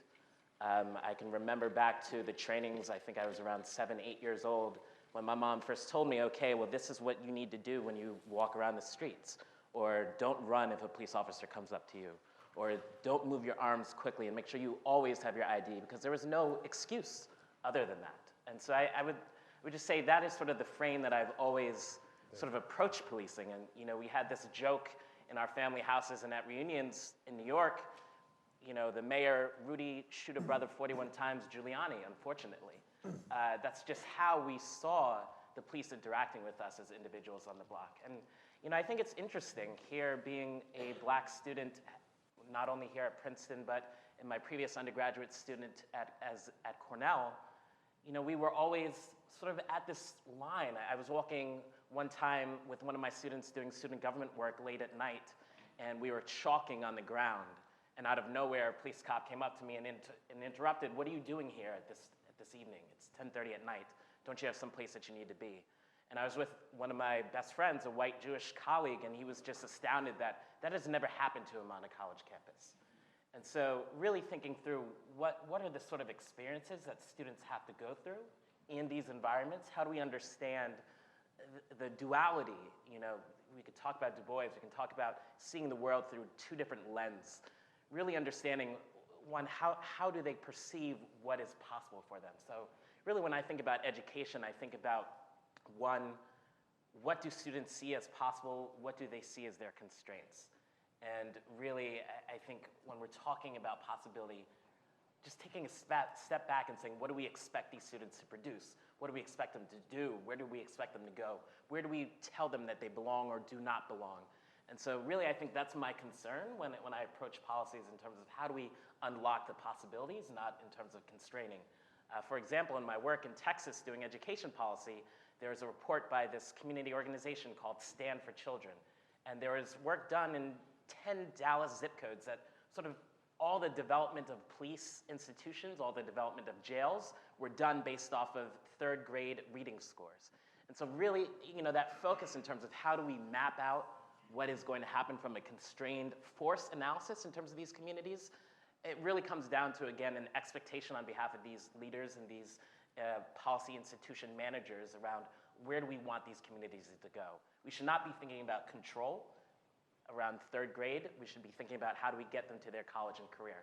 So I think that's really about how do we, like, again, step back, view possibilities, and sort of develop possibilities to enable those students to proceed. So that's how I think sort of my own personal backgrounds leads me to this work and sees what we need to do from a policy perspective.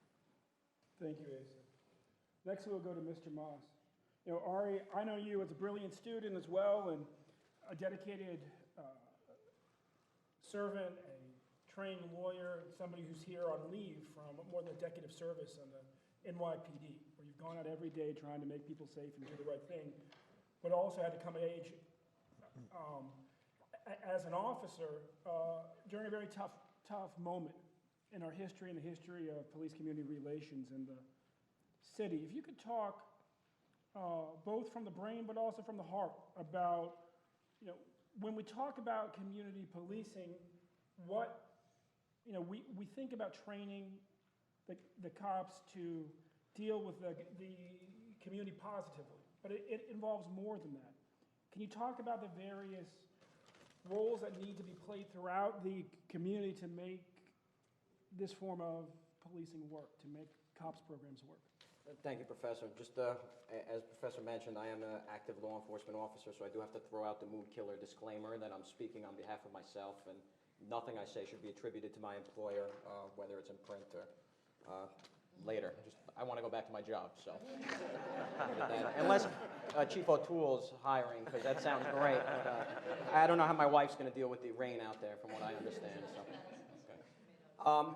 So just to kind of piggyback off of actually what Chief O'Toole said, also what Professor Kelling said, police-community relations, I mean, it's the cornerstone of anything. We're the ones that are out there in the community. Wesley Scogan, who studied the Chicago Police Department, had four points that police departments should try to work on. The first is decentralized. Police departments in major cities notoriously are bureaucratic. Everything has to run through headquarters. That's not how things need to get done. The local commanders, and I would argue that even down to the street level cop, should be the one making the decisions about how best to serve the community. To piggyback off of Professor Kelling, I was one of the people that actually read through Broken Windows. Thank you. Discretion is something that the officer on the street needs to exercise. Zero tolerance doesn't work. It just creates more animosity in the community, whether that zero tolerance is coming from the top level at the headquarters or from the local precinct commander. The beat officer, whether he's in a motorized vehicle, whether he's in a car, or whether he's on foot, he knows that community. He's the one that knows if that person drinking a beer on the stoop is a constant nuisance, if he's giving them too many warnings, or if that person will react, you know, I'll take it inside, no problem, officer, thank you, have a good day. And that's the first thing that needs to be implemented. Decentralized power. Cop on the street, commanding officer, he or she is the one that needs to be making those decisions. Secondly, departments should be problem-oriented. We should be working in partnership with the community to solve their problems. Some departments require officers to live in the community, some don't. That's a debate for another day. But these folks that we serve are the ones that live in the community. We're solving their problems. They're the ones that are dealing with the loud bar downstairs, or the people, again, drinking beer on the stoop, or the gun violence in the playgrounds where children can't play in the playgrounds because they're just scared. You know, they're using the playgrounds to shoot dice.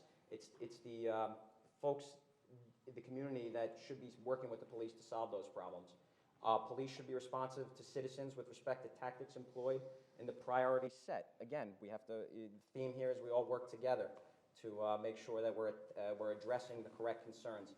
And the police can't be seen as an occupied force. We can't be seen as, we know better, we're going to do it this way, we've been doing it this way for 200 years, 300 years, 10 years, whatever it is.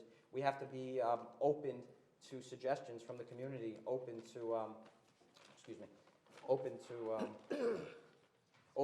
working jointly with folks in the community to attack those problems that were proposed. Thank you, Art. And next, we'll go to a man who polices the police. Zeke Edwards of the ACLU. The ACLU for over a century has been counted on to be that group that, if no other, will stand up and challenge the cops and trends or policies or practices that infringe upon the community's freedom. You know, we talk a lot, Zeke, about bad policing, but frankly, we also put a lot on our officers because they're the ones that we see. Are there trends, policy trends, legal decisions that have made the situation ripe that have made the situation ripe for the types of crises that we've seen in recent years? Have we been building through this moment, through what's been happening in the courts or city councils? Yes. Good morning, everybody. This is also going to piggyback on a few things that were already said. I think it's really important when we talk about policing to put it in the context of our broader criminal justice system. And so when I have seen, and we've all seen some of these horrific shootings, which are the kind of most dramatic example of the devaluation of human life, and almost, it seems, exclusively black life.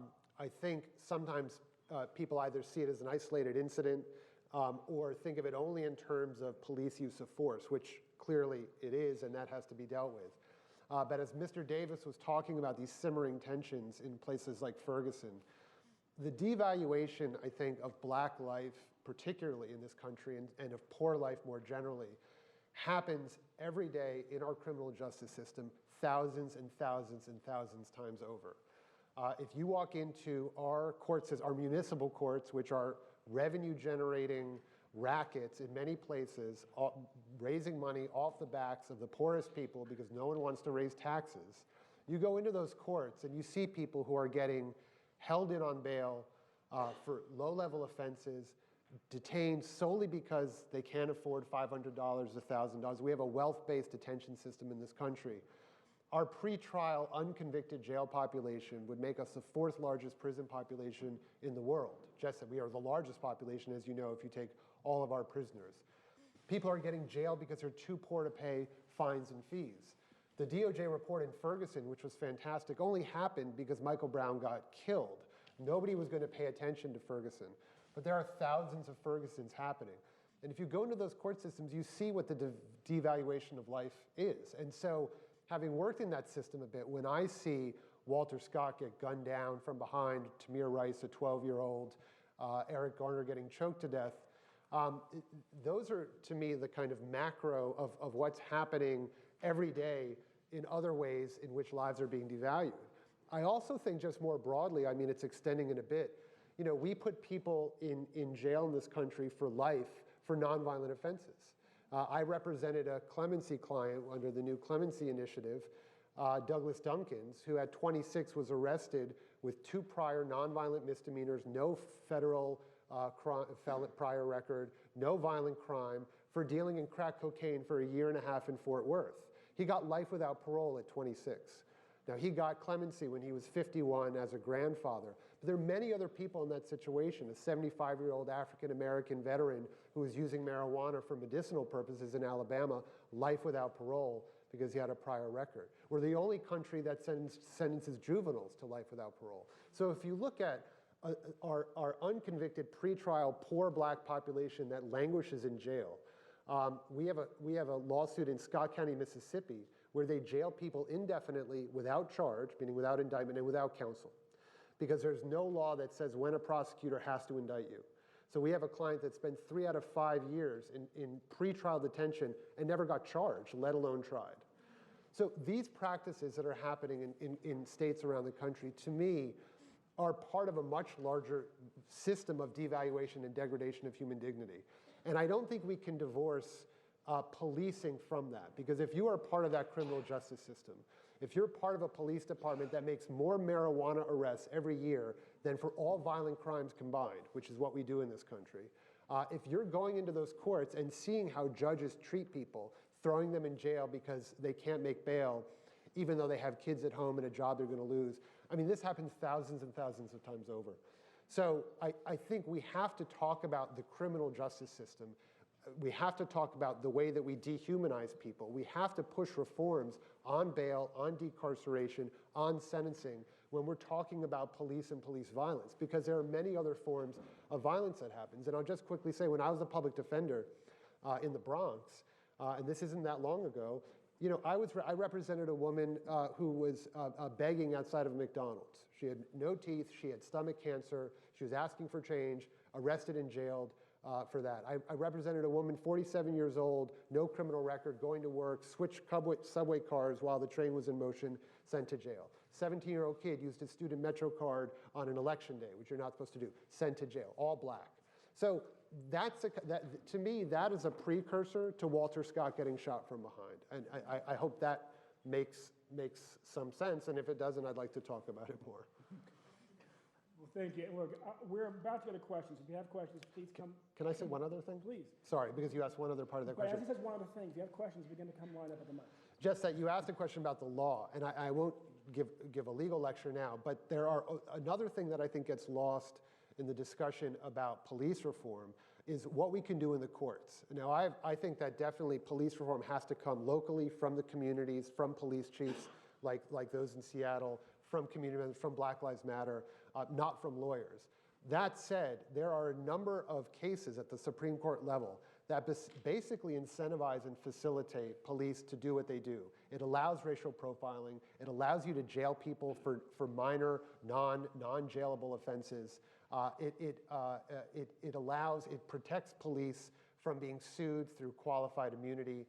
There were two recent Supreme Court decisions, one that said if a cop stops you for breaking a law that it turns out isn't a law, so you didn't break the law, the cop got it wrong, they can still use any evidence they seize against you if the mistake of law was reasonable. So apparently cops don't have to know what the law is in order to get evidence in against you. And there's another case recently that the Supreme Court decided that said if they stop you unconstitutionally, and nobody disputes that, and they run your name into the warrant record, and they find that you have a warrant, they can arrest you, and anything they seize can be used against you. We know that there are millions of warrants out there, so it basically is telling cops, you can stop people unconstitutionally, and if you find a warrant, you're good to go because you can arrest them on the warrant. So those kinds of cases from the Supreme Court on down basically incentivize the kind of problems and practices we have around force and profiling, and we have to do more on law reform to try to curtail some of those. Can you just clarify one thing? Because when you say warrant, I think most of us think like axe murderer. And we're like, great,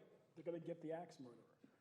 What are the other types of warrants that we're dealing with? No, I mean, these are mostly and this is kind of the cycle we talk about, but warrants for not having come back to court because you had an open container, warrants for not having paid a traffic fine.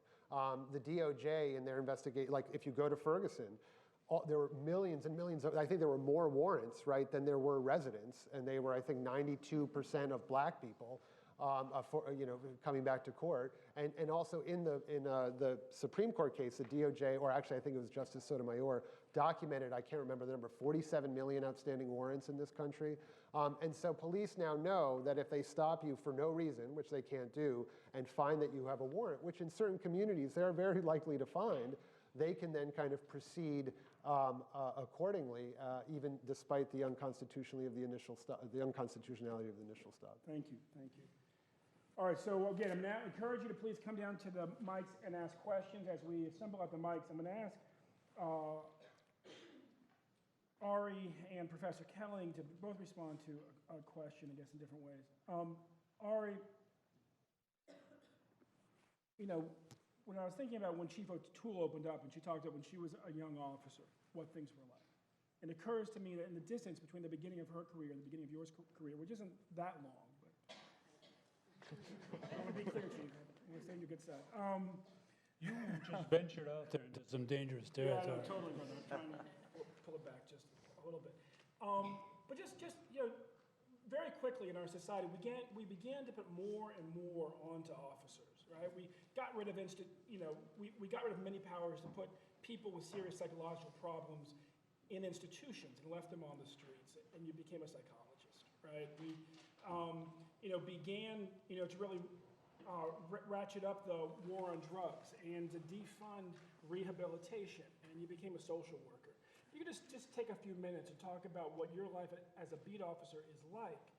And once we've heard that, Professor Kelly, if you just have any reflections about how, because broken windows theories kind of comes out at the beginning of this sort of rapid transformation of what cops do on the street, sort of how you think your theory might need to be updated, if you will, or what a chief needs to understand in these days and times to actually apply your theory correctly.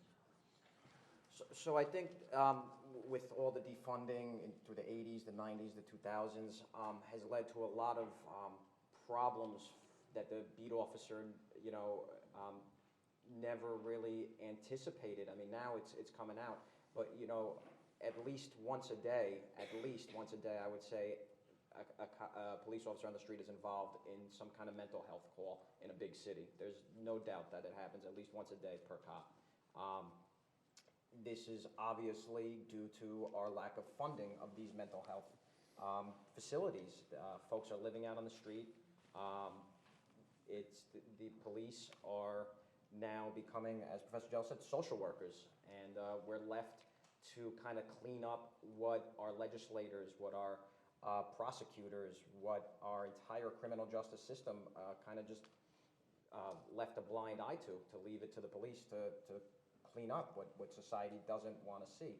And it's very tough because the tools at our disposal, and New York City, a lot of the big cities are doing great things, such as what Chief O'Toole is describing with the drug, I think it was called the LEAD program, the diverging it to to some kind of clinic to help these folks get over their addiction, and that's what really you have to be able to give the police officers tools, because we're dealing with it in the streets. We're just left to kind of handle everything that was defunded over the years, and it's a real crisis point. And I think now with the opium epidemic that's emerging, we have to make sure that we don't relive the war on drug errors that we made, leaving it to the police to handle all these situations. We have to make sure we're funding these opium programs. Working in a large West Coast city, I won't name it, but Bratton was chief out there too. I was asked to take a look at the Skid Row in Los Angeles. Now, if any of you are from Los Angeles, you know the area I'm talking about. It's a very, very, very troubled area with a lot of very, very troubled and at times a lot of very dangerous people. We couldn't get the mental health community or the medical community to sit down with us and try and plan a set of activities to deal with the problems. We couldn't get the medical or psychiatric or social work community to sit with us. It leads me to what I think is you wanted to broaden it in terms of criminal justice. I want to go the other way to other agencies that are simply not meeting their responsibilities to the community. In this West Coast unnamed city, it was a lot of fun treating upper middle class and wealthy and stars, et cetera, but it wasn't much fun dealing with these quote, quote, dirty people on the street. But there was a crying need for that. So in answer to your question,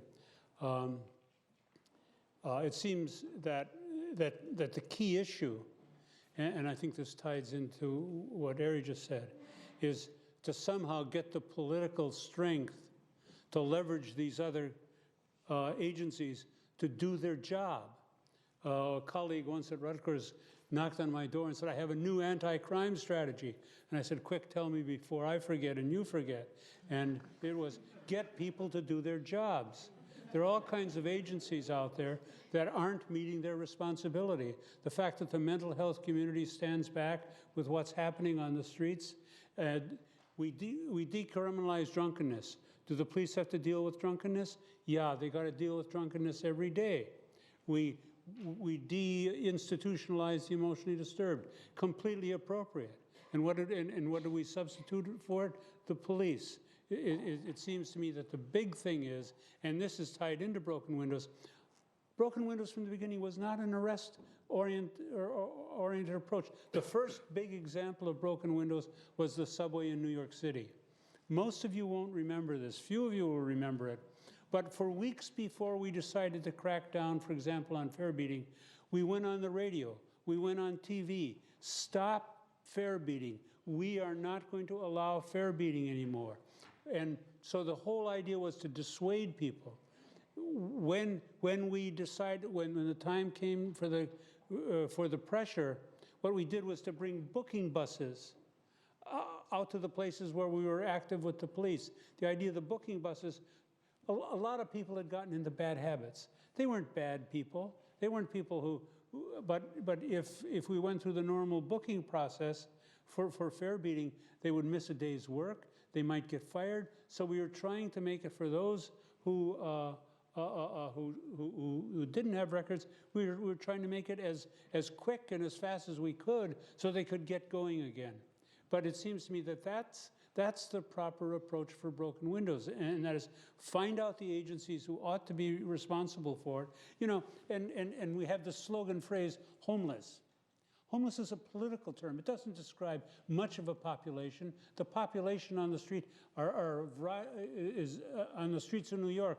There are veterans out there. There are the emotionally disturbed. There's the drunken alcohol. There are abusers. There are people who simply want to live on the streets. There's a variety of populations out there. And the proper agencies ought to be with the police every day, knowing who these people are, having them as cases to do something about getting them off the street. What are the police supposed to do? Well, anyway, one last word about zero tolerance. There are a couple of things about which we want to have zero tolerance. And only a couple of things, very limited, very specific. We would want zero tolerance about passing school buses. We think it's so risky and so dangerous that we don't want police to use a lot of discretion when it comes to passing school bus. Having said that, at the same time, you could create a scenario where somebody might have to pass a school bus, but it would be extraordinary and exceptional. So while I disavow broken windows, while I disavow zero tolerance almost completely, understand that there are some things that sometimes, for a limited period of time, under limited circumstances, which we are not going to tolerate, but it's important that we send out very strong messages. This, under no circumstances, will be tolerated. Those are rare, specific, and for short periods of time. So, Ben, can I add? Yeah. So one of the things that was mentioned about policing, I want to make sure we distinguish policing reform versus police reform. And I think why this is important is, as we look at the videos, too often we focus, and we should. I think individual officers must be held accountable for their actions. But as we focus on police reform, we're ignoring the largest system everybody's talking about, the policing systems. And if you look at how police operate today, in many cases, it's the exact same systems that have been in play for 30, 40, 50 years. So quite often I hear this idea that the system has failed, and I would argue, no, it actually did not. It did exactly what it was designed to do. That's why you're having the disparate outcomes. That's why you're having the problems that exist, because it was a system that was based on the idea of enforcement and oppression of certain communities. And so the real question, I think, is two parts for policing today, and why the other agencies should do their job or why they can't. We have to define the role of police in this democratic society for this 21st century. If it's strictly law enforcement, that's one thing. If it's now what this young man talked about as far as problem solving, engaging the community, then their skill sets, who you hire, how you train them, how accountable looks different. And if it is about other agencies doing their job, well, that's easy. I agree with the professor for saying that, but when police departments absorb 65 to 75% of the general fund of a city, then what happens is people are now putting and this is unfair to the police, they're putting all the responsibility on the police chief for crime reduction. And the only way to do that then is to get all the resources from that city to fight the crime with a hammer, and everything looks like a nail. So a good theory like broken windows becomes zero tolerance. And broken windows would suggest that that's a citywide theory, an idea, that everyone should respond. Fix the broken window, provide alternatives for the person that broke it, clean up the neighborhood, invest a lot into the community, not just 50 cops going there citing everybody who broke a window or is writing graffiti. So we've really got to take a look at the systemic issues in policing to identify it. And we also got to be candid with ourselves about the influence that race has. And I'll just give you an example. On the war of drugs, we looked at cocaine, heroin, and even methamphetamine. It's more social than racial, as we didn't recognize addiction. We recognized the crime in it. We did a war on drugs, and we took a lot of people to jail. I'm watching now with the opioid abuse. Now the victims are starting to look like mainstream America, and all of a sudden we're now focused very much on treatment, and we don't want to take people to jail. And someone told me, well, that reminded me of my cousin. It looked like somebody I know. And our responses, our systems must be, is not that you associate with the addict, is that you understand addiction. And so now that we understand that, I'm not saying it's a bad thing, it's the right way to go. We now have to apply it to cocaine. We have to apply it to methamphetamine. We have to apply it to rich and to poor. We have to invest in those agencies that we're talking about. But the only way to do that is we have to accept that the community and the police department are co-producers of public safety, that every agency has something to contribute. The intersection with public health, fighting violence through a public health lens. We have to relieve the burden and the pressure off police departments and chiefs as when the crime goes up to sit there and say, I'm going to fire the police commissioner. Well, if I'm the police commissioner, that means I have to respond. And which is, I'm going to put 100 cops out there and I'm going to try to suppress the violence because I want my people to be successful and I want to maintain my position. We have to accept responsibility and acknowledge the systems today are still very much antiquated, and they were actually designed during a period of time in which the role of the police in this democratic society was, in many cases, to enforce laws that themselves were discriminatory. And so we have to have the courage to acknowledge that and then have the political will, as the professor's mentioning, to actually change it. So that a police department, I heard this once from Chuck Ramsey said it best, that a police commissioner can stand there and advocate, and Kathleen talked about it. I don't need money for the police department. Please open up a program for my homeless vets that are not homeless, but they need mental health services, provide addiction services, or the big one right now with such an incarceration rate is what are we investing in reentry? What are we doing to our community? Right? And the same thing with the pretrial. The 85% of these population in jails are pretrial because of bail. And there's risk management tools out now, risk assessments, which make that not necessary, knowing when people will recidivate or will they'll violate the conditions. So to me, just focus that Deming rule, 85-15. 85% of how the effectiveness of anything is the systems, 15% of the people. And if we focus on these systems and change them appropriately, I think we can reduce a lot of the disparities that we're seeing. All right, well, we have a big conversation here. I want to pull in the audience, so please, do you have a question? Thank you for all your comments today. So Professor Kellogg, I really appreciate your clarification on broken windows. It's often obviously been misinterpreted, and one of the unintended consequences has been the fines and fees that Ezekiel mentioned. So my question is about fines and fees. As the criminal justice system has moved towards this increased incarceration and increased interaction with criminal justice system for communities of color, this has also led to increased fines and fees that have become very intractable, especially with the monetary incentive systems that are in place in municipalities and other institutions that have something to gain from fines and fees. So I wonder, and we also know that fines and fees, in the sense that in the way that it's being implemented today, has really poor consequences on lifelong, consequences for low-level crimes and also poor community relations. So how do you suggest that we, come up with policy alternatives to fines and fees given this very intractable, incentive-driven system? Let me start out with a shot on that. There are now 2 studies about incarceration rates from New York State. Both studies show basically the same thing, and that is that New York State has reduced incarceration more than any other state in the country. All of that reduction is a result of what happened in New York City. Yeah, pardon me? I'm talking, the main one that I'm talking about has been done by the Vera Institute. And what I love about it is one of the introductions is written by somebody from the ACLU, and they give broken windows a lot of credit for it. But so I think it's a wonderful study and highlight that study. And I think this is a direct result of aggressive attempts not to focus on arrest. Now we got New York went way out of line with stop, question, and frisk. I mean, it just overreached.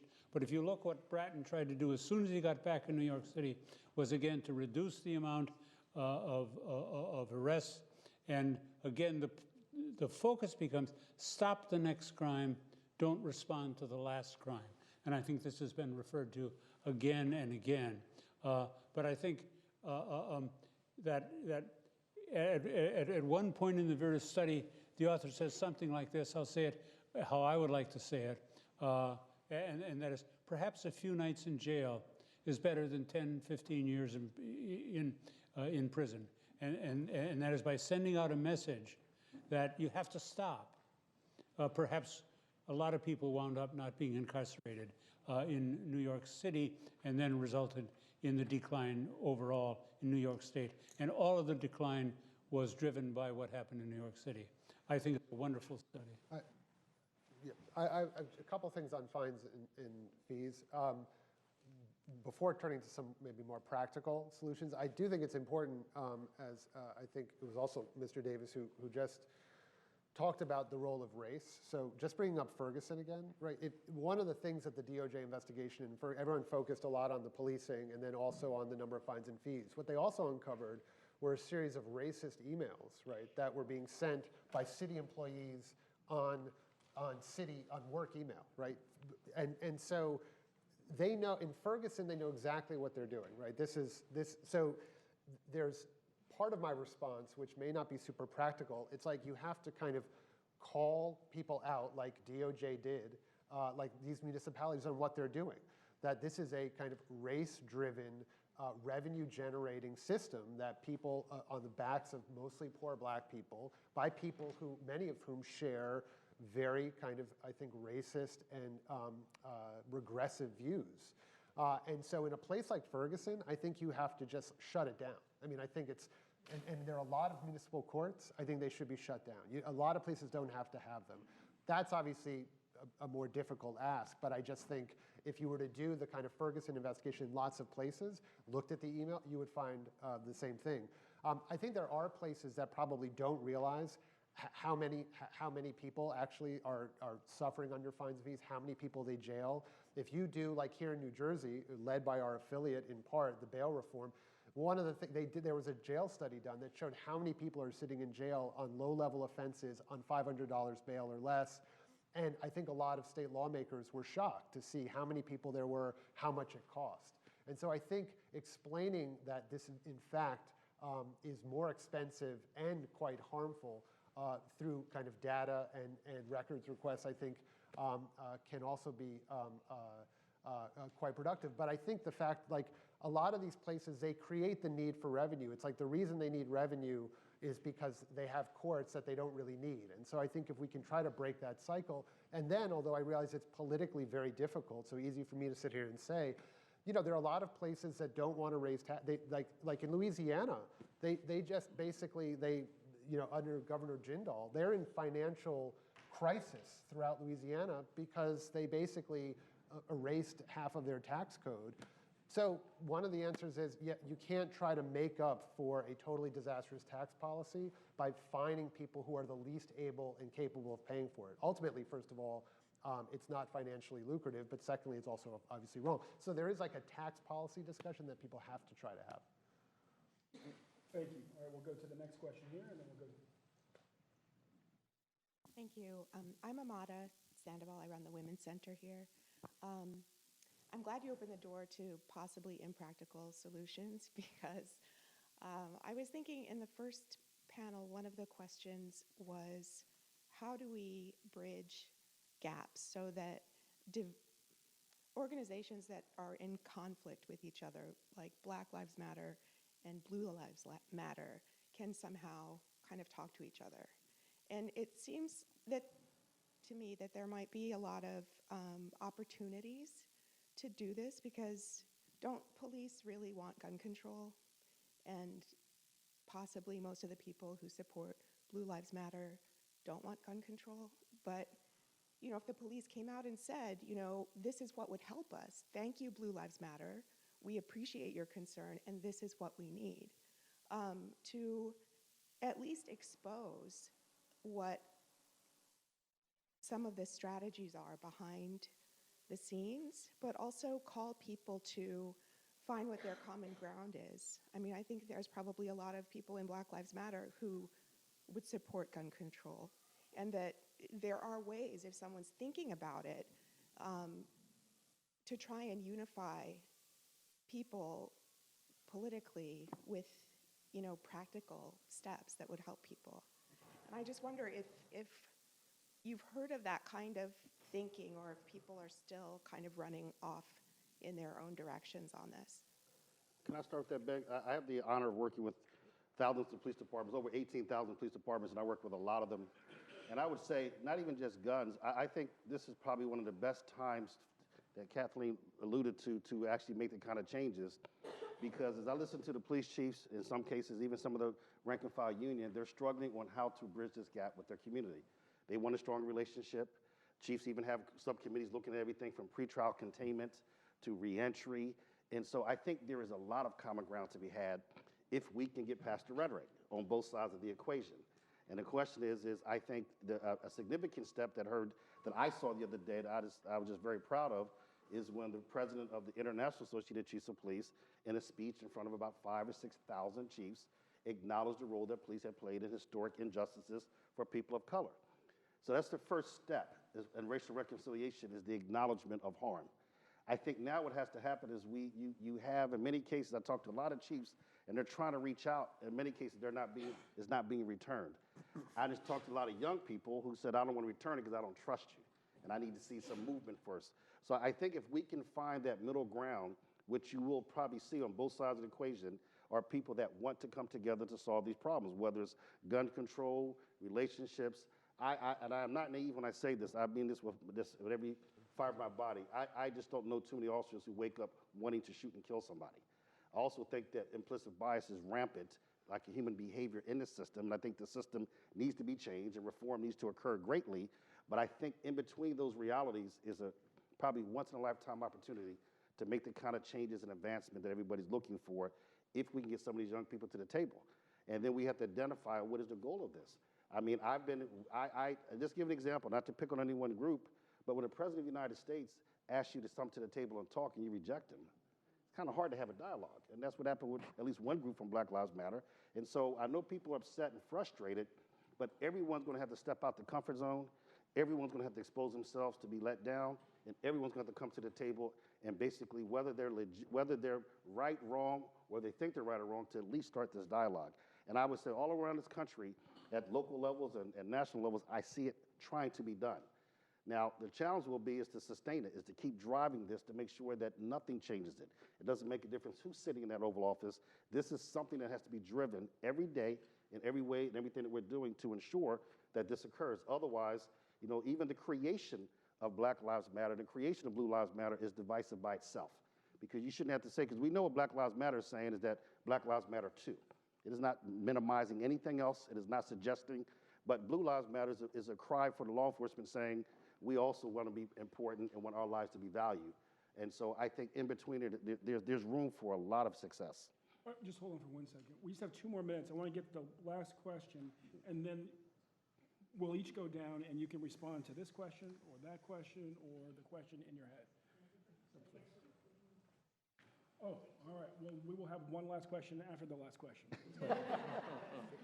Hi, I am a second-year master's student, classmate of Ari and Asa's, and I've been hearing some interesting themes that seem like they may be your intention from your comments, so I'd like you to unpack a little bit what you mean when you're talking about wanting discretion, because it sounds like there's a broad agreement that zero tolerance is not useful, but there's also issues of bias, whether malicious, as we've seen in Ferguson, or implicit, or subconscious. And so I'm wondering if we're moving away from things like zero tolerance and mandatory minimums and, if X then Y, no wiggle room, then how do we make sure we avoid unintended consequences that end up with more perpetuation of mixed outcomes that underserve people who maybe fit the model of who we think is more or less deserving?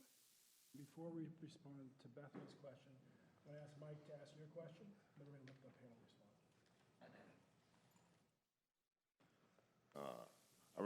I'm coming in from the facilities department here at the university. I've been here 20 years, and I would like a response to why in 2016, an employee coming to his place of employment through the suburbs, and most of my fellow employees may live in inner city Trenton, their auto breaks down. An officer pulls up and questions, why are you here, even if the hood is up? This also goes on in the rural areas of Georgia when I visit family members and officers want to know, what are you doing here? Or do you know anybody here? And they follow me for miles till I get to my destination, my grandfather's house. It brings a great fear and a lot of stress. I think officers say, do you need a tow truck called in, or are you lost? Any response? So we have a question about discretion, and we have a discretion about the experience many of us feel when we are in the place we're supposed to be, but because of our race, we're told we're not supposed to be there. could respond to those, and again, also final thoughts. These will be your last comments. Sure. So a couple of quick thoughts. The one thing I think I was a little bit scared in terms of how we've been discussing is that all this, the terminology is this has to be agency-led. The agencies need to do this. The police need to do this. If not this, then it's the other agency's job. I really think that we should sort of take a step back and think about what are the other different organizations that are sort of complicit in this, what I would call process of self-determination for communities. So specifically, I worked at the Salvation Army in New York, and they were the individuals that were providing sort of homes for victims of domestic violence. So really, I think that when we try to broaden this conversation around how do we create public and private partnerships, because in processes of deregulation and instability of budgets, you never know what's going to happen. And so I think we really need to revitalize sort of the broad conversation. Related to this issue, I think another key thing is, regardless of what you paint the objectives of the system to be, there needs to be immense training in terms of how to implement and carry out whatever is going on. Because we read the same paper on the Ver Institute produced about New York City, and yes, crime went down. But also, you know, I was walking with my father and my uncle, 2 men in their 60s and someone that's around 12 years old, and 5 cops come out of a car and just immediately start cursing at us. Boys, what are you doing here? We're walking to our church. And so I really think that no matter what we do, how do we carry these things out? And that's where some of the focus needs to go. And then maybe that will get at the piece in terms of how do you approach someone? How do you approach someone and see them as your equal rather than someone that you need to control and to maintain? And so I think that's where money needs to go in addition to any sort of other developments that we do on policy angle. I'll just close. Well, once again, thank you guys for being here. It was an honor to speak and talk to you. I would just think about when you start looking at public safety that we start expanding the discussion, and it doesn't just include police. That we look at crime reduction, we look at all city government, all communities, all groups, and we have this shared responsibility. I just believe if everything is on the police to where they're counseled, everything we talked about, all the jobs are now occurring or are now doing, is going to be very counterproductive, and we're going to keep focusing on law enforcement. I really think the starting point for this discussion and for policing reform in this country is to rethink the role of police in this country. What do you want your police officers to do in this democracy? If we're going to have a true democracy, then the idea of walking down the street, you can have your hood up anywhere, and it should be more about helping. And we know there's implicit bias, but we also know it's a human behavior, and no one in this room is exempt, right? In other words, I have to have the conversation with my 18, 19-year-old son who's a sophomore at Northwestern about what to do when stopped by the police, but I also will walk across the street or basically get rised up when I see a young man that looks just like him that I don't know. So these biases in all of us, and we need to face it. We need to address this issue of why do we fear young men of color? And is it real? Why does that stereotype exist? And how do we build the systems to protect us from that? And I think if we redefine a role, if we deal with our own implicit biases, we basically then work together as a community and police, we can address a lot of the challenges. It's not a panacea, but I think that's the focus. Otherwise, we're always pulling and pushing against each other. And I do want you from time to time to think about the role of the officer who now, 25 years old, 2 o'clock in the morning, because what the professor said, every system failed. Now, there's someone running around butt naked with a butcher knife that should be on medication, and they have to make a split-second decision that all of us get to spend the next 2 weeks dissecting and accusing them of whatever we want to accuse them. And at the same time, if we're going to pay police this, we expect them to make very sound decisions because they're trained, they're held accountable, and the system is requiring that you only bring the best and the brightest to serve. So I think we have a lot of work to do, but I'm a very optimist that the advancement I've seen in the last 20 or 30 years when I was in law enforcement has been tremendous, and I know we can do it. We can make significant advances. Thank you. Mike, I think I don't have an answer for you. All I can say is that I'm embarrassed for my profession that if that's the experience that you've had with the police, I would not want any of the people that I supervise to treat anybody like that. I would like them to pull over, offer you a hand. I had my own car. My battery went dead here on campus, and the campus police came by and jumped me without a problem. And I would Jumped you or the battery? Jumped the battery. Jumped the battery. I'm all right. They jumped your battery, but they jumped him. Yes, correct. So my wallet was safe in my, I had it. They didn't take the $20 I had on me. But, I'm embarrassed that that's a question that you have to even ask at a panel. And that's all I can really say about that. I unfortunately don't have an answer for you.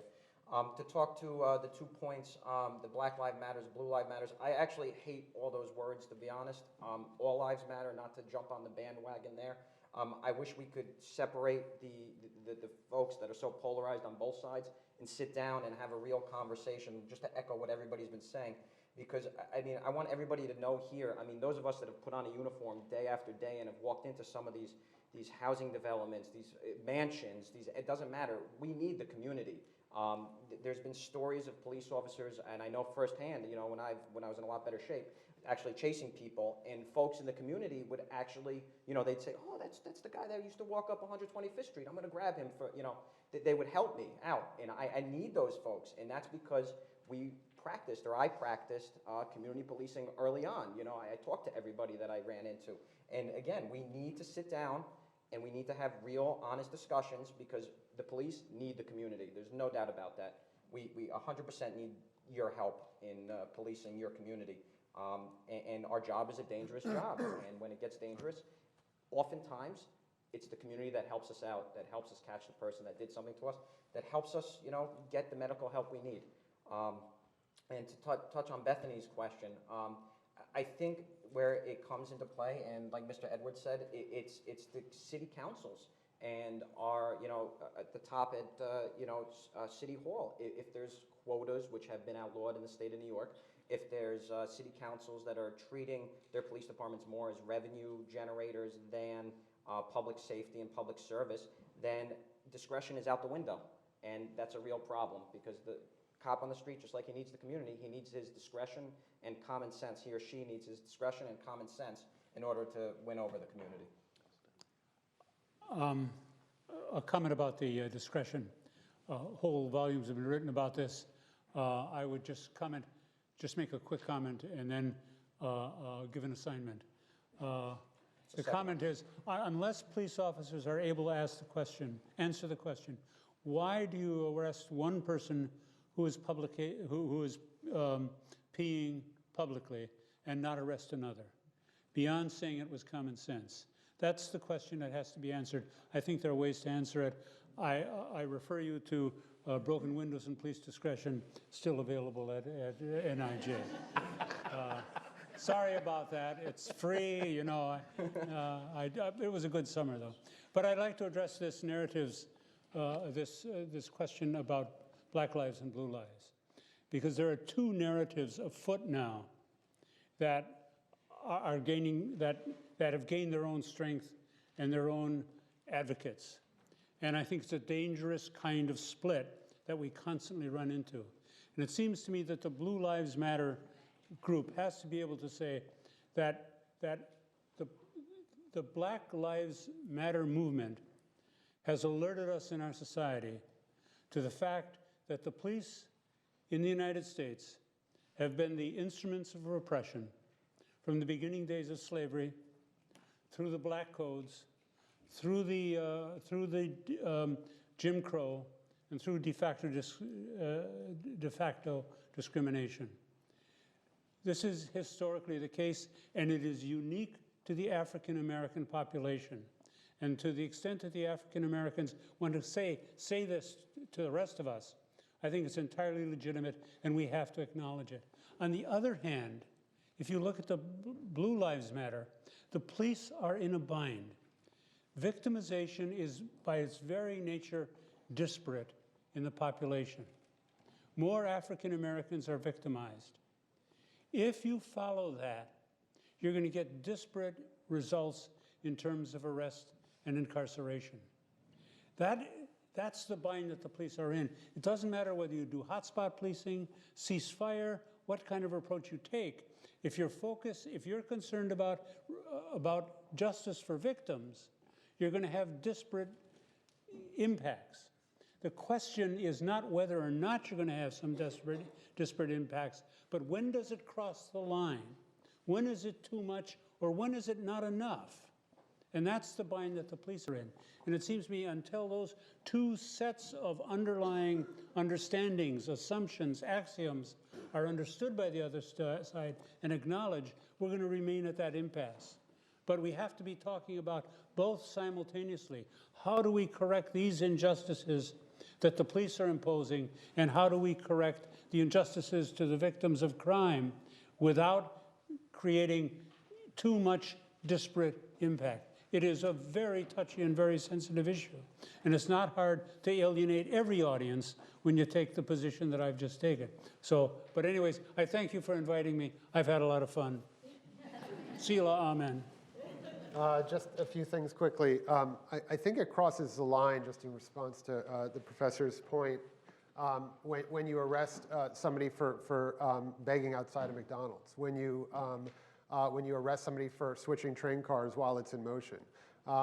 We arrest millions of people in this country for marijuana possession, 4 times as many blacks as whites, even though you know marijuana use is comparable. In some places like Iowa, Minnesota, it's 8 times as many. In some counties, it's 20 times as many. That to me isn't about victimhood, right? It may be about deployment decisions in part, but the police there are decisions they can make that is not about responding to the fact that there may be more black victims of violent crime than white victims of violent crime. And going to the question about discretion, and I don't mean to be a downer in this way, but I think the problem is whether you're doing discretion, right, or some kind of more mandatory policies, I feel like the same population loses. So, discretionary, we know from all of the low-level arrest reports that we've done around the country and the discretion in bail decisions, et cetera, it's people of color, right, who suffer the brunt of that discretion over and over again. When you have mandatory policies like mandatory minimums and mandatory sentencing, we saw that, we've seen it in the federal crack cocaine, it's people of color who suffer. So the answer, I guess, has to come to how do we eradicate racial bias, explicit and implicit, more than, do we have a discretionary policy or do we have a mandatory policy? Really quickly, I'm going to end on a slightly controversial and then an up note. This is with no disrespect to Mr. Davis or to Ari, only because you're younger, I guess I used your first name, or to friends of mine who are on the NYPD, or one of my mentors who's a former NYPD officer. I'm not comfortable using the term Blue Lives Matter in the same sentence as Black Lives Matter. First of all, the reason, and I won't speak for the Black Lives Matter movement, but the degradation and violence towards black bodies in this country is something that has gone on for 400 years. We've seen all of these shootings recently, which is nothing new, for nonviolent offenses, people who are not armed. Dylan Roof went into a church and gunned down a bunch of people. He's alive. The Aurora shooter went into a movie theater, gunned down a bunch of people. He's alive. The abortion shooter in Colorado, he's alive. All these people were armed and had killed several people. The guy who shot the former Jets player is alive and got released, right? So the reason we're saying, or people are saying Black Lives Matter is because they have consistently not been treated as if they do. I don't think the same can be said for police. They are a unified, well-respected political force that does a lot of good in a lot of communities, that has political power often and much respect. There's not a history of disenfranchisement and marginalization of the police. So, and the Blue Lives Matter movement, one of their main calls is to increase penalties when you assault an officer. If you kill or assault an officer in every state in this country, first of all, you're going to be held accountable, which not all cops are when they assault people, which is one of the problems. And you can get capital punishment. And I'm not saying you shouldn't get serious penalties if you assault a police officer. But so to say that we now have this Black Lives Matter and this Blue Lives Matter is a discussion I reject, and I don't understand it. But that's not to say that I don't think cops are doing great service and their lives matter, of course. And of course, people shouldn't be executing them. That's not the discussion. The last thing on a much more, I would just note that our New Jersey affiliate, who's not here today, has done amazing collaborative work with the police throughout New Jersey on selective enforcement. There's a civilian complaint review board in Newark that is a model for the country, that they led with the mayor, that actually involves real accountability, working with the police, unlike most CCRBs. Scott Thompson, who's the chief in Camden, has done really great work on community outreach, on de-escalation. You can see a de-escalation video that he puts online where they disable a guy who has a knife, a black man, without killing him. So the Jersey affiliate and some of the policing here, I think, is a great example of collaborating. Sorry, I took so long. Can we just have a round of applause for our panel, please? Nice to meet you. Pleasure. Gentlemen, thank you. Thank you for your advocacy, for your service, for your leadership. Thank you very much. Okay, we're not going to have a break between the two panels, but we do need to switch out our mics. Everybody over here, there's lots of seats in the middle.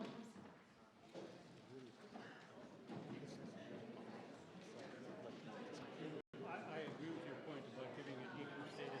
It was how the question was framed. Let me interject for 1 second.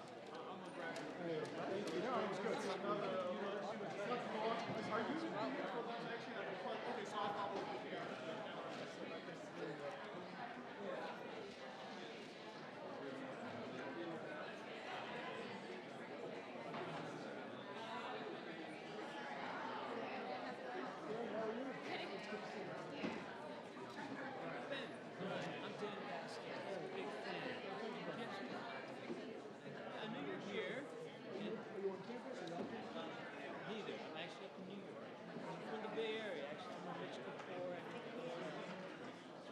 Scene that's happening there, but I'm over here in New York City now. I'm an economist by training. I'm an investor by trade. Okay, cool. So I have some interesting ideas about financing, economics, what you're doing here. My cell phone. Okay. Oh, is that right? Really? NFL locks on that too. Yeah.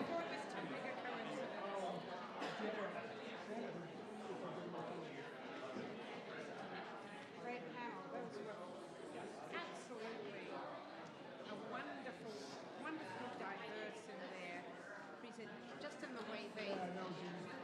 It was a very good conversation. Oh, okay.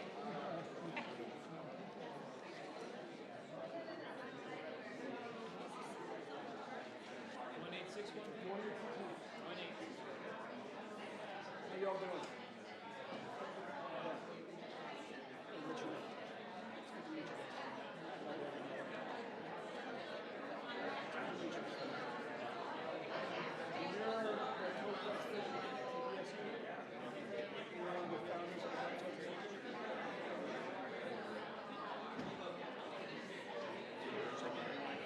I'm only giving you one title.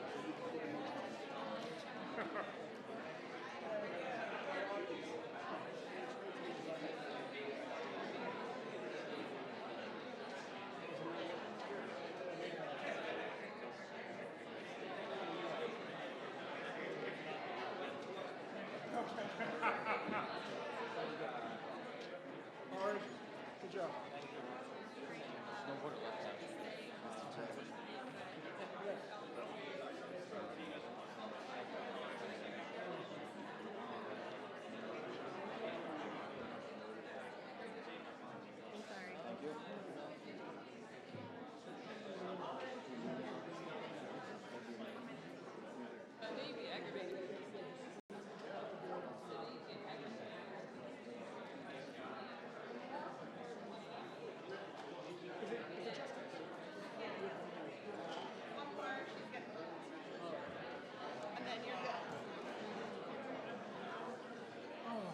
So where are you from?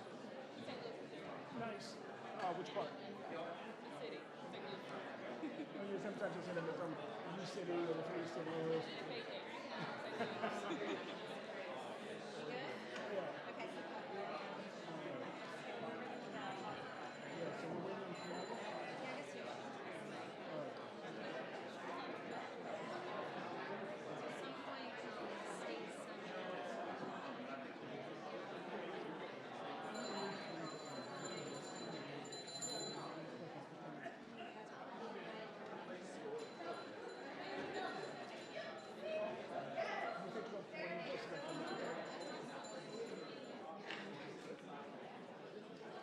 How are you? Pretty good. Okay, if we could take our seats, we're going to go into the next panel. Thank you. All right. We're going to go ahead and get started. I'm going to apologize to my fellow panelists. We have 45 minutes for this panel, so I'll try to be very efficient. Trying to get back on track. Just like the last panel, we're going to start. I'll introduce people as I ask them questions, and we'll try to get a real conversation going here. My first question will go to one of the students on the panel, to Ms. Destiny Crockett, co-founder of the Black Justice League. Destiny, do you think that solutions to police brutality can come simply from within the departments themselves, such as body cameras or sensitivity trainings, or is there something else that's needed? Well, the short answer is no. I don't think solutions to police brutality and like broader state violence can come from within systems. I think, but I gather maybe folks mentioned that a little bit on the previous panel. So I don't necessarily think body cameras work, mostly because I think people already knew that police officers were killing people, particularly black people. And they even, when these instances are recorded, there isn't necessarily justice being served.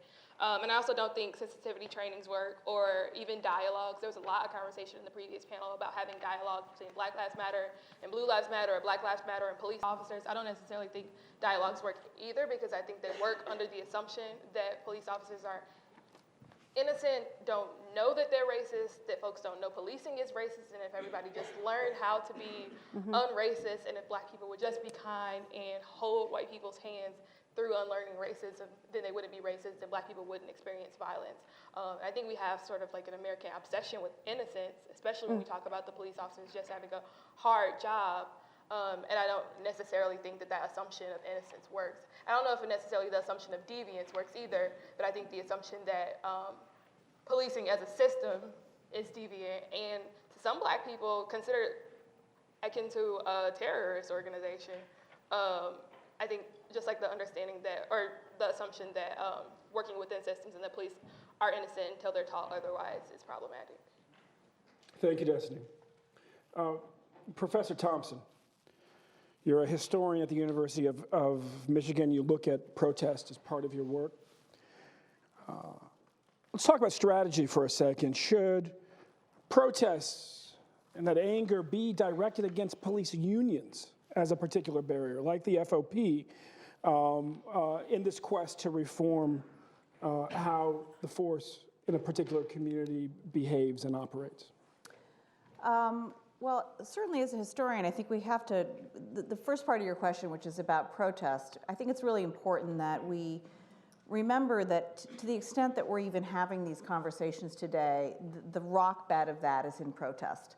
We aren't having these conversations because all of a sudden someone woke up and said, you know what, even in the Obama administration, now we need to have the cops inquiry, or at the local level that we need to have this discussion. The title of this entire convening is very significant, right? Ferguson, Baltimore, I could say Charlotte, Detroit, whatever. So I think protest is the essential ingredient to any discussion about moving forward. We heard earlier, why did we have a consent decree in the first place, right? In Seattle or any number of places.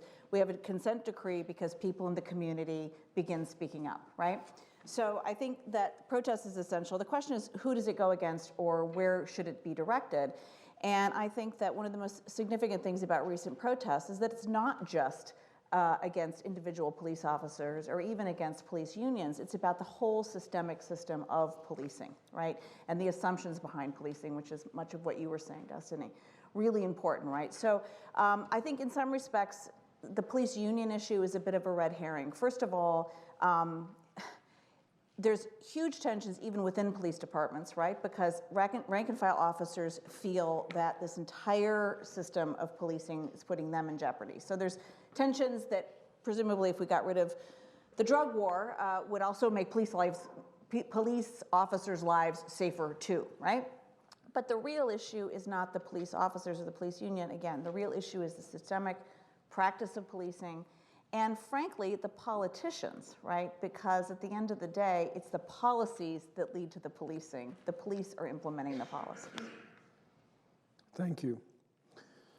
Coming back to one of our student leaders, Sonny York, you're the co-president of the Black Student Union here, and I'm going to ask you two questions. The first, and I say this as somebody himself was active in their Black student organization, who's had conversations with Attorney General Holder about his activism in the BSO at Columbia, where he was involved in chasing the ROTC off campus so they could have a place to meet. And with a trustee at Cornell who actually took over their student union with a shotgun and went on to be a very successful banker and now trustee of the university. I find as old as BSUs are and as successful as their people who have passed through them have become, they're still not well understood. So if you could talk just for a second about why you lead the BSU here and why it needs a presence probably some 50 years or so after it was created. But also, once you talk about that, answer this question, please. In an effort to promote change, decision makers sometimes try to bring many voices to the table. Does that work? Does it just divulge into symbolism? And if it doesn't work or needs to be improved, what should the process of getting a community to actually heal and move forward look like? Okay. Well, so the reason I'm the president of BSU, co-president of BSU, is because I think activism looks different. Yeah, I think your mic may be turned off. Can you just double check that it's on? I don't know how to work this. In your pocket, there should be a box. Can y'all hear me? Yeah. There we go. I'll hold it. So the reason I'm the president of the BSU, or co-president of the BSU, is because I think the activism looks different for a lot of people, and it takes on different facets for a lot of different people. And so I think that for me, I think Black students need a specific release from like the day-to-day here at Princeton. And so for me, it's throwing events that allow them to just take a break and take a step back. So that's why I became the co-president of the group, so that I could work on things like that. But that being said, BSU in general has not taken a political stance in the past, at least here. And so that's why BJO had to be formed.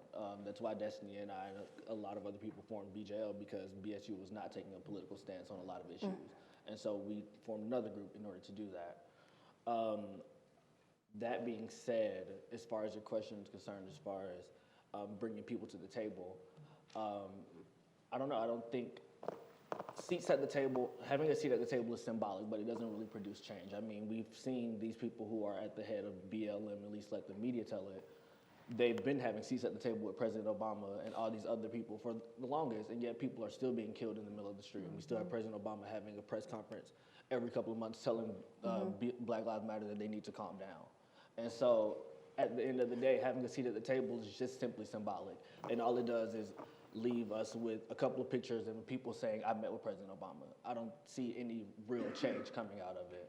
That being said, the table was built on the backs of Black people. So if we're going to talk about a seat at the table, we need to talk about destroying the table, because the table was built for Black people to be killed. So we don't really need to have a seat at the table if the table was built off oppression. We need a new table, and we need new chairs, and we need whole new people sitting at that new table. That's great. Well said. Move back to our professors. Professor Taylor, you're a professor of American Studies here at Princeton. African American Studies. Okay, there was a typo. Yeah, it's okay. I would like to point out, though, that American Studies should be inclusive of African American Studies, but that's a whole other history. Yeah. You don't get America without Black folks in any respect, let alone Princeton.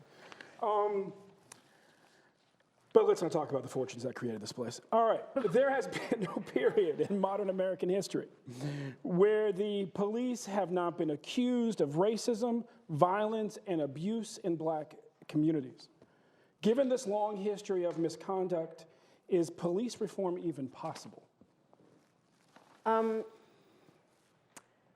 Well, I think that in some sense, no. I think that the idea that somehow in this particular period, we will come up with the particular solution to end the kind of violence and abuse from police departments and their interventions in African American communities is naive. As early as 1955, a contingent of activists under the banner called We Charge Genocide presented a petition to the United Nations detailing the extent of police violence and abuse in Black communities and talked about how once it was the lyncher's rope, now it is the policeman's bullet that sends waves of terror through Black communities. So this is not a particularly new problem. Although I will say, I don't think that means that there is nothing that can be done, because I think, many people have touched on this, that the issues with police abuse and violence are not just about individual officers or about the police unto themselves, but that it's deeply systemic. And so if we're not dealing with the reasons why police are present in African American communities, then it really is impossible to deal with policing as an institution. But I do think that it does mean that for the movement itself, for Black Lives Matter in particular, that we can get specific in what the demands are that create less interaction with the police and therefore create the conditions for which there could be less harm from the police. And that has to do, I think, with decriminalization. There are untold and multiplying numbers of offenses by which people can be arrested for, which create continued pretext for engagement with the police. I think that we have to do something about the criminal ways that city budgets are apportioned, so that you have, in the city of Los Angeles, the police get 50% of the operating budget. In a city like Chicago, where they're literally closing public schools, the police get 42% of the budget, so on and so forth. And so I think that those are an issue. I also think that dealing with police union contracts is something that the movement should take up, because I think that in many instances we have seen where police contracts codify what in any other description would be considered illegal behavior. And so it creates a sense in which the police operate as a protected class when they engage with the public, with protections that go above and beyond those that are afforded ordinary citizens. And so while I think that reforming the entire institution of policing is probably not possible in the society that we live in, I do think that there are ways in which we can create a context in which the police cause less harm than they currently do. Thank you. I'm going to ask a question now to the panel, but you should please, if you have questions for the panel, please come and line up by the microphones. So we're sitting here at Princeton University, a place that has great conversations like this, that has produced wonderful leaders like the former EPA Secretary Lisa Jackson and Cornel West, but a place that also was the most aligned with the Confederacy of any Ivy League institution, that sits right here on the border of South Jersey, which was a slave jurisdiction, and fortunes from that helped to enrich this school.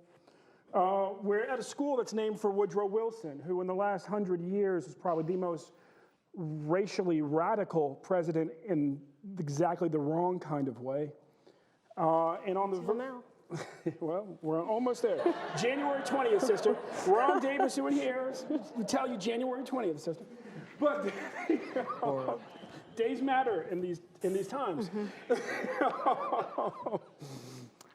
And on the verge of a Trump administration, which on this particular issue, and I was sitting with a mayor of a city where Chief Bratton worked, that's all I'll say, having dinner, because Chief Bratton has worked in a few places, having dinner, and he was talking about his fear. And it was actually the first time I had heard Chief Gates' name used positively by a major city mayor in a long time. He said, Chief Gates put in place a policy that said that if Immigration and Customs Enforcement, then INS, asked us to deport somebody, we would ask them for a warrant. And if they didn't have a warrant, we would say, we're sorry, but we cannot help you. Because we have to maintain trust between immigrant communities and the police, and every community and the police. And he was talking to me how concerned he was, given the Sessions appointment that's looming, given Donald Trump's rhetoric, and the fact that he said that he could not trust a judge because that judge's parents were from Mexico. And so I asked this panel, as you look towards, I won't say forward, but towards the next 4 years and this presidency, What are the conversations that are happening here on campus? What are the conversations that are happening on your campus or amongst your friends? What concerns you? What should we be preparing for or anticipating?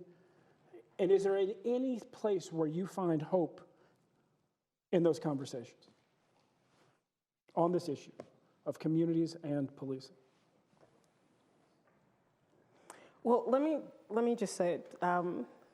I mean, I think it's important in the sense that, to me, it sheds light on some of the sort of wishful thinking that people have discussed earlier today about, you know, we can engage in a meaningful dialogue and we all just need to hear each other. And it's like, you know, on a national and local level, police unions across this country endorsed Donald Trump for president. And so what does that mean for public servants who are here supposedly to protect and serve the public, to endorse a candidate who is openly racist, you know, who described Mexicans as Mexican immigrants as rapists and drug dealers, who is intentionally conflated Islam and terrorism, who has advocated racial profiling as a national strategy for police? What does it mean for police unions and local police departments or local police unions to endorse this kind of hate speech, aside from what Donald Trump has said about women? And I think that is part of the problem with the kind of insistence that if we just talk about these things, we can figure it out, as if the problem with policing in Black communities is a product of misunderstanding, as if we just need, you know, some kind of weird couples therapy for the police and for the communities that they patrol, when in fact— I've actually been in that session. as have I. And so I think that part of the problem with the discussion is not seeing that actually the issues with violence and abuse in policing is an issue of oppression. It's an issue of an institution that wields power and domination over other groups of people, and that use that in a very deliberate and specific way. And I just think that that's an important part of the discussion, because it's very difficult to talk about racial justice and the issue of policing if we're not actually honest about racial injustice. And so we can't really have a discussion about policing in which, you know, it takes about an hour and a half to actually mention the word race and to talk about race and to talk about racial oppression and the role that police play in that. And so I just think that we have to, you know, especially in this era of having a president who's an open racist and who has hired a white supremacist, or at the very least, a sympathizer of white supremacists as his chief strategist, that we have to actually talk about what that means for policing and what it means for communities of color that have been put in the crosshairs as a result. Talking about Steve Bannon of Breitbart.com. Yes. Yeah,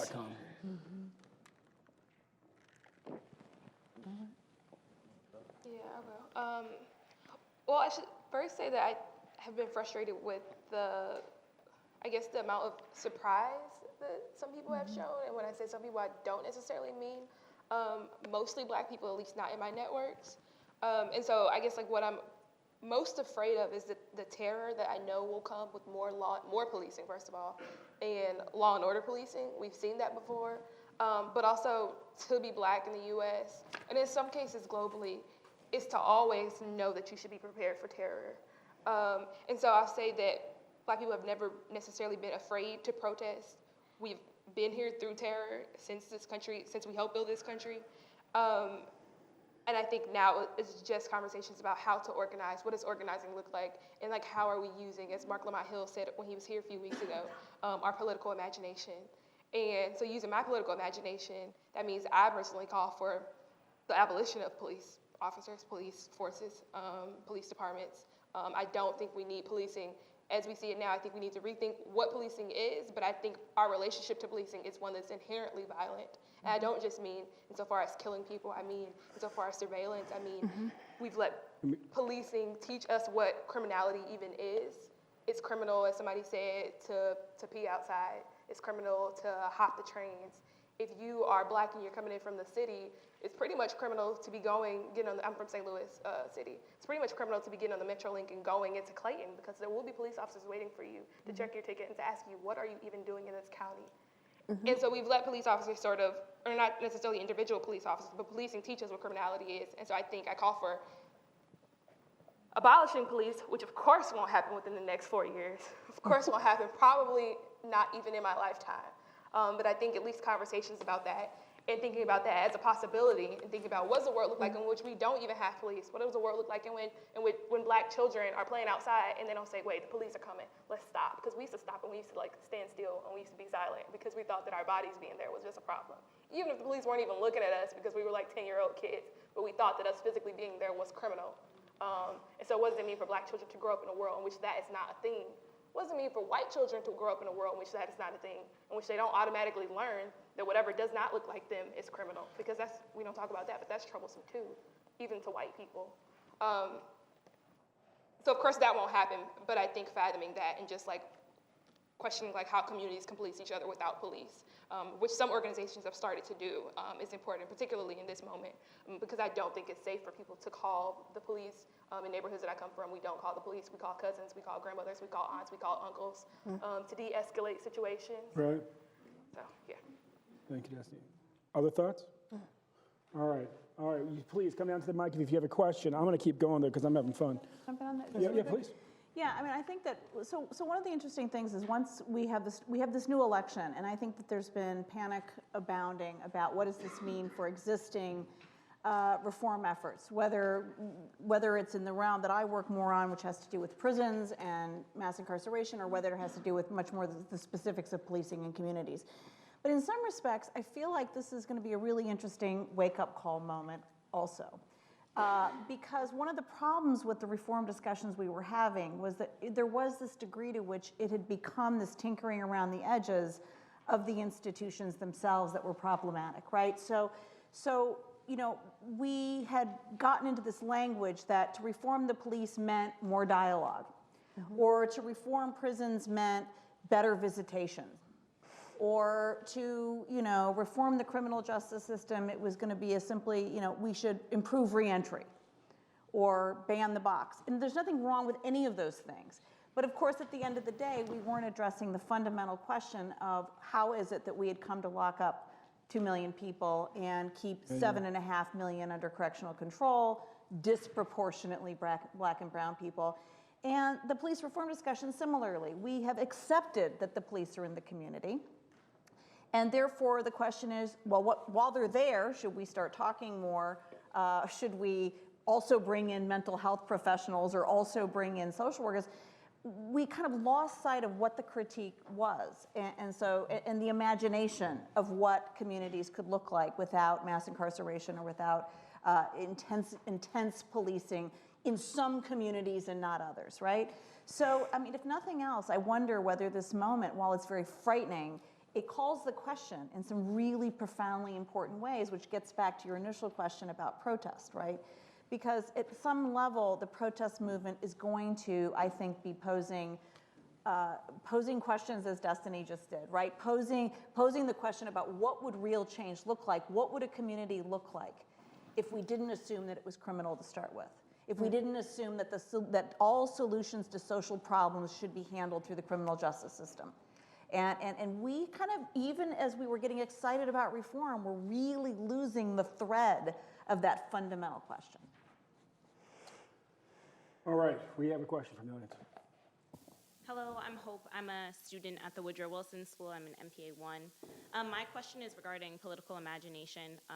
I think that for too long, the status of black folks in this country has been conditional on white folks' perceptions of us, perceptions of criminality, perceptions of moral inferiority, what have you. I think that that's what's fueled this recent election is perceptions of progress for communities of color that is then met with this backlash or whitelash. I think that on the note of political imagination, I often reflect on the Black Panther Party and the things that they did and the radical political imagination that they had and use it as inspiration moving forward. So if we're thinking about this idea of abolishing the police, which I love this like radical political imagination, perhaps it is not 40 years off. Perhaps we can like evoke some of the things that our ancestors have done. So I want to like push this question and think about more so what would that look like, and what would be like the mechanisms as a public policy student, or you know, we're at the Woodrow Wilson School, to be thinking about how do we get there. Thank you. Well, I guess the first thing is just to recognize that even with like these like radical solutions or like radical like political imaginations, recognizing that everybody that we start with because of violence in the U.S. against Black people and Black bodies, everybody that we start with won't be there at the end. Like, how many Black Panthers do you know who are still alive and not in prison or not institutionalized? Like, how many?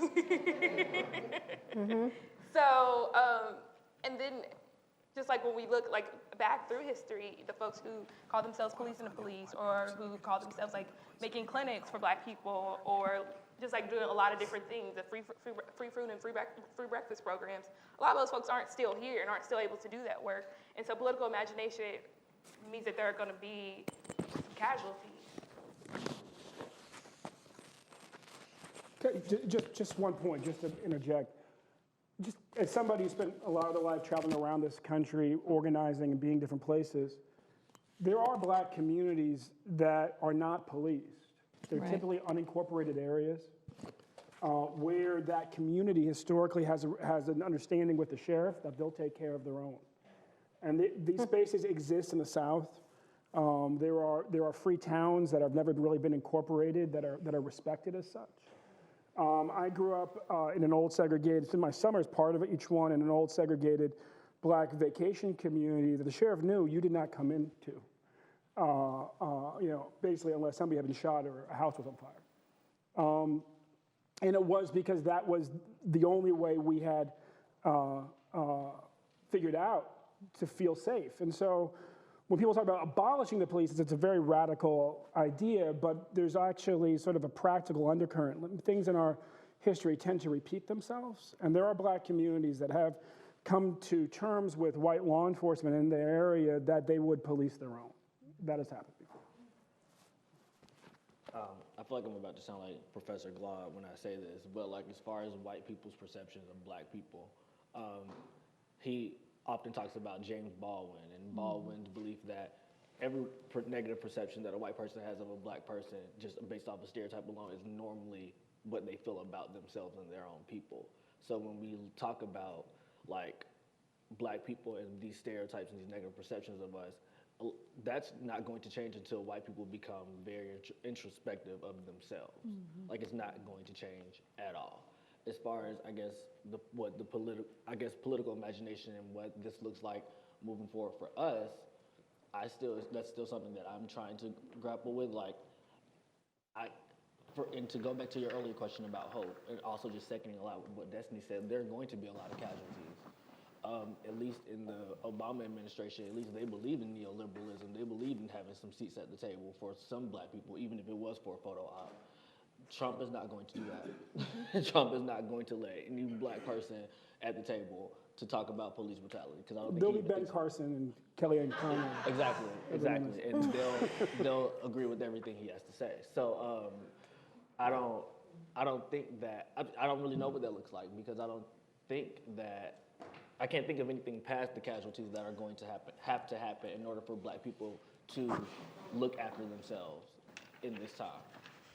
But it's also true that even before we get to these really fundamental questions of imagination, it's really extraordinary how little historical depth perception we have, or any international context, to imagine other ways to do this. I mean, if we just simply, and this is not at all to shut down the bigger imagination question, but even in the short run, I mean, we criminalize spaces of color more now than we have ever done so in American history. So, I mean, it's not even like in our own history we don't have moments to go to imagine a different kind of a different kind of handling of of social distress that is not the way we're doing it right now. I mean, the simple number of laws on the books, the simple amount of, criminalizing basic human behaviors in one space that are not criminalized in another space.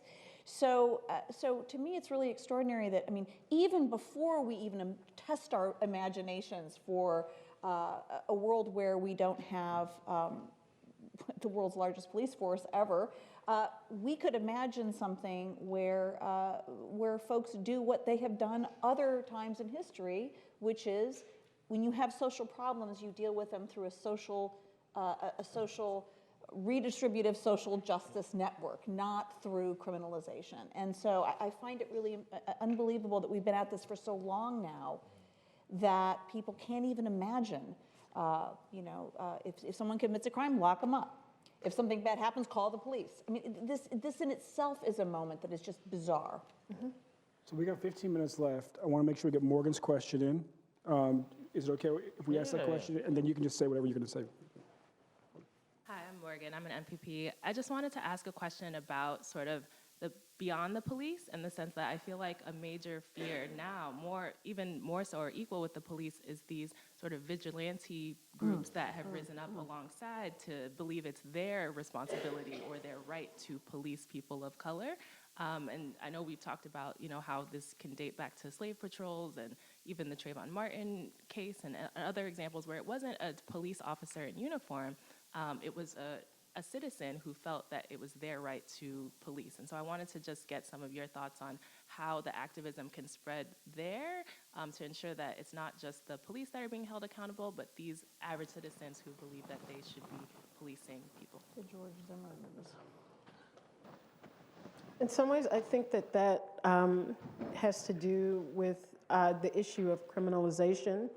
And so I don't think that we can neatly separate that from the police. I mean, I think that in the vast majority of these cases of law enforcement or people working in connection with law enforcement, they're usually officers that are ultimately responsible for deaths in these types of encounters. But I do think that the way that police are deployed in Black, working class, and poor communities contributes to the expansion of ideas of who a criminal actually is, that the constant kind of encounters over nuisances and things that don't actually rise to the level of crime help to reinforce perceptions of who a criminal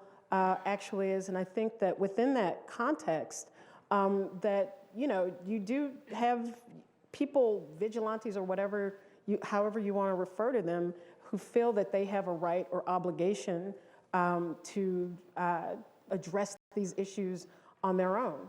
I think that we can see that clearly with Black people, but I think that you see that with the rising attack on Muslims in this country, that there have been more hate crimes reported in the month since Trump won the election than even in the days in the aftermath of the 9/11 attacks. And so in that climate, of course, and in a country where there are more guns than people, you have a situation where individuals who may be stable, may not be stable, take it upon themselves to finish the job or to, contribute to law and order. And that, that is why the consequences of this are so important, and that we have to address the wide range of issues that this opens up.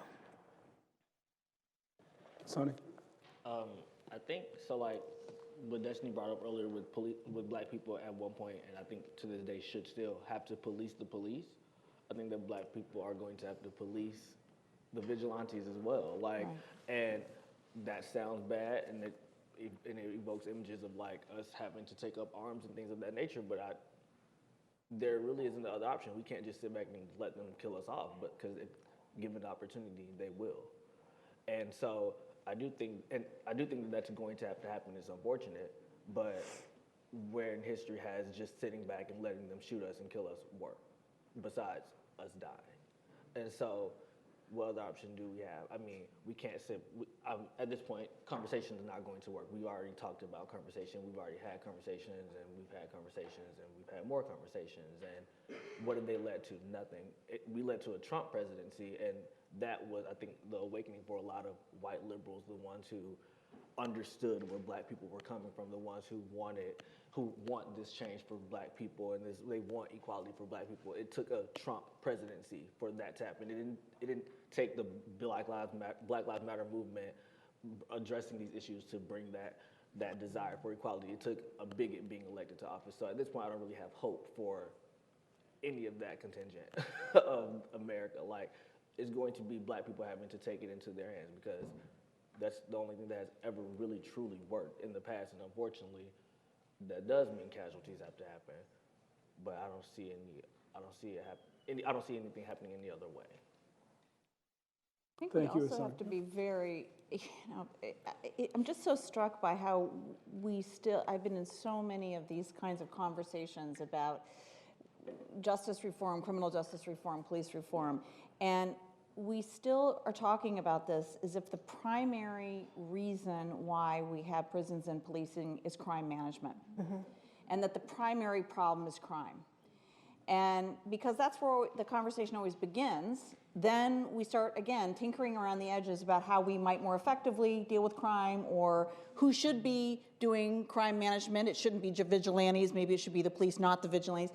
But I mean, as several people have said already, we have to be really clear that the criminal justice system is the mechanism by which to do many things in addition to worry about crime, and that one of the primary ones has been, frankly, it's maintaining white supremacy, white dominance, white neighborhoods, white schools, white shopping malls, white music, right? White whatever, so that the vigilantes are simply, right, the guy who's policing the kids he doesn't like the music, it's too loud, right?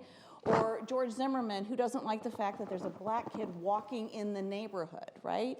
I mean, so again, I just feel like in order for us to even move forward, we have to be really clear as, yes, I mean, crimes happen and people call the police and there's a crime management element to all this, but we can't explain this on crime, and we can't explain the rationale behind it to focus just on crime.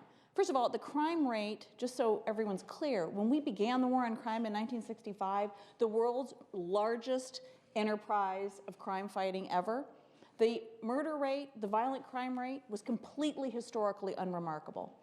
The murder rate had been higher in 1929 and 1933 than it was in 1965 when Johnson began the war on crime.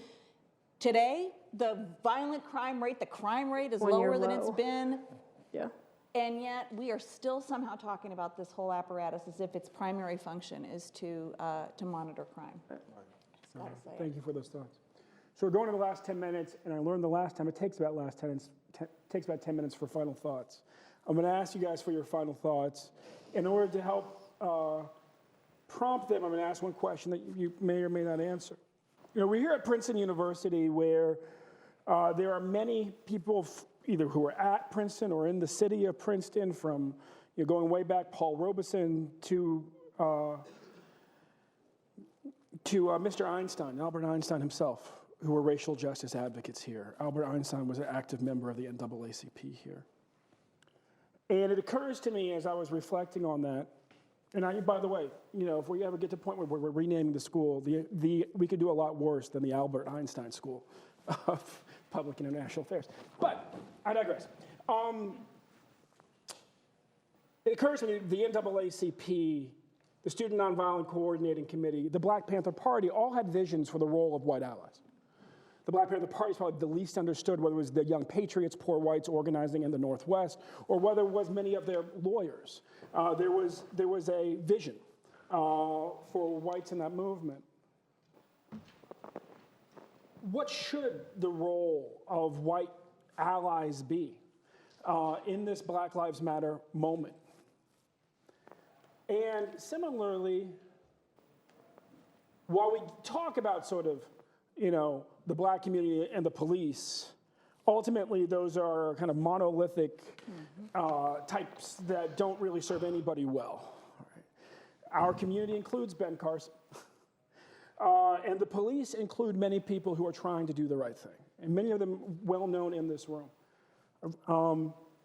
In Sanford, Chuck Wexler was talking about getting down to Stanford when we were talking outside, and I remembered first talking about Perf to the mayor of Sanford as talking about how we were going to help him identify somebody new to lead. So what's the role of white allies? What's the role of blue allies in this Black Lives Matter moment, or anything else you want to say in the last 10 minutes? Well, as someone who considers myself a white ally, I think the responsibility of white allies is to tell the truth about white people and white supremacy and the way in which white people benefit from these systems of oppression, and to tell the truth about it on a regular basis rather than to pretend that it is a side issue or that it doesn't exist. So to tell the truth about it, but also to tell the truth about it with fellow white folks. I mean, one of the things about being a white ally is it's really, it's easy to march in a community of people who are glad to see you there, who share your values. It's entirely different to have those conversations over your own Thanksgiving table or in your own, with your own extended family. So I think that it's about telling the truth about white supremacy, and it's about being really clear with white people about their role in this. Thank you.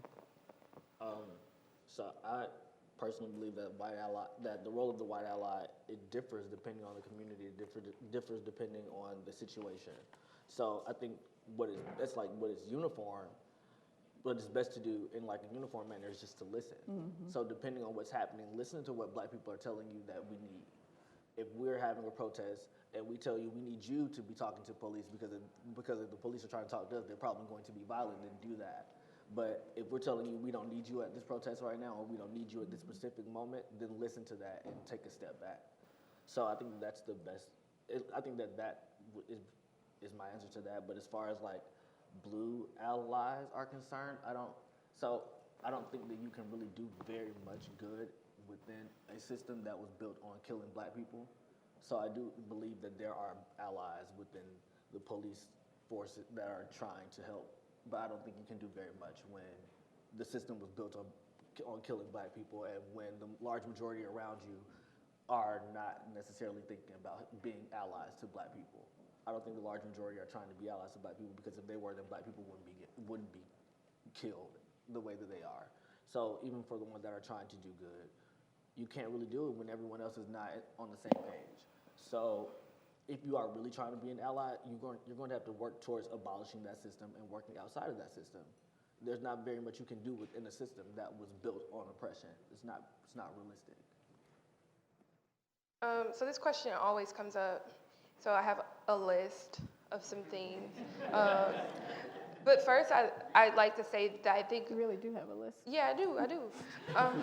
But first, I would like to say that I think all of us have to sort of reject, or not sort of, have to reject neoliberalism and like the dialogue, the what can people do, the everything like being built in like organizations, and so focused on what white people can do and what white people should do and what white people's perception should be, which is why I'm a little bit uncomfortable using the example of the Black Panther Party and the NAACP in the same breath, because I think one of those organizations has in many ways left its people behind, left its poorest people behind, left its women behind, left its LGBTQ people behind, and has succumbed to neoliberalism. And one of those organizations has definitely had some sexism and some homophobia, but has in many ways resisted the temptation of neoliberalism. And so the first thing is to check on people when you see them getting pulled over and sit with them so that they can feel safer. That's a very simple thing. That doesn't really have much to do with like who you vote for, whether you come to community meetings, et cetera, et cetera. Even I, as another Black person, when I see people getting pulled over, if I'm with my mom, if I'm with my mom, if I'm with anybody, I'll be like, can we pull over and can we sit with this person too? Sis, are you all right? Donate to organizations, but research which organizations you should donate to. And so I think that's also in alignment with neoliberalism as a solution, but I think if we are to operate with some love and some grace, then people should have some ease. And so these organizations in many ways are built to assist folks who have been victims of mass incarceration and of police brutality. So there are different organizations that you should research. A lot of them are started by Black women, particularly queer Black women, in order to make life easier for Black folks. Put money on the books to help pay for the legal fees of people who are in prison for protesting.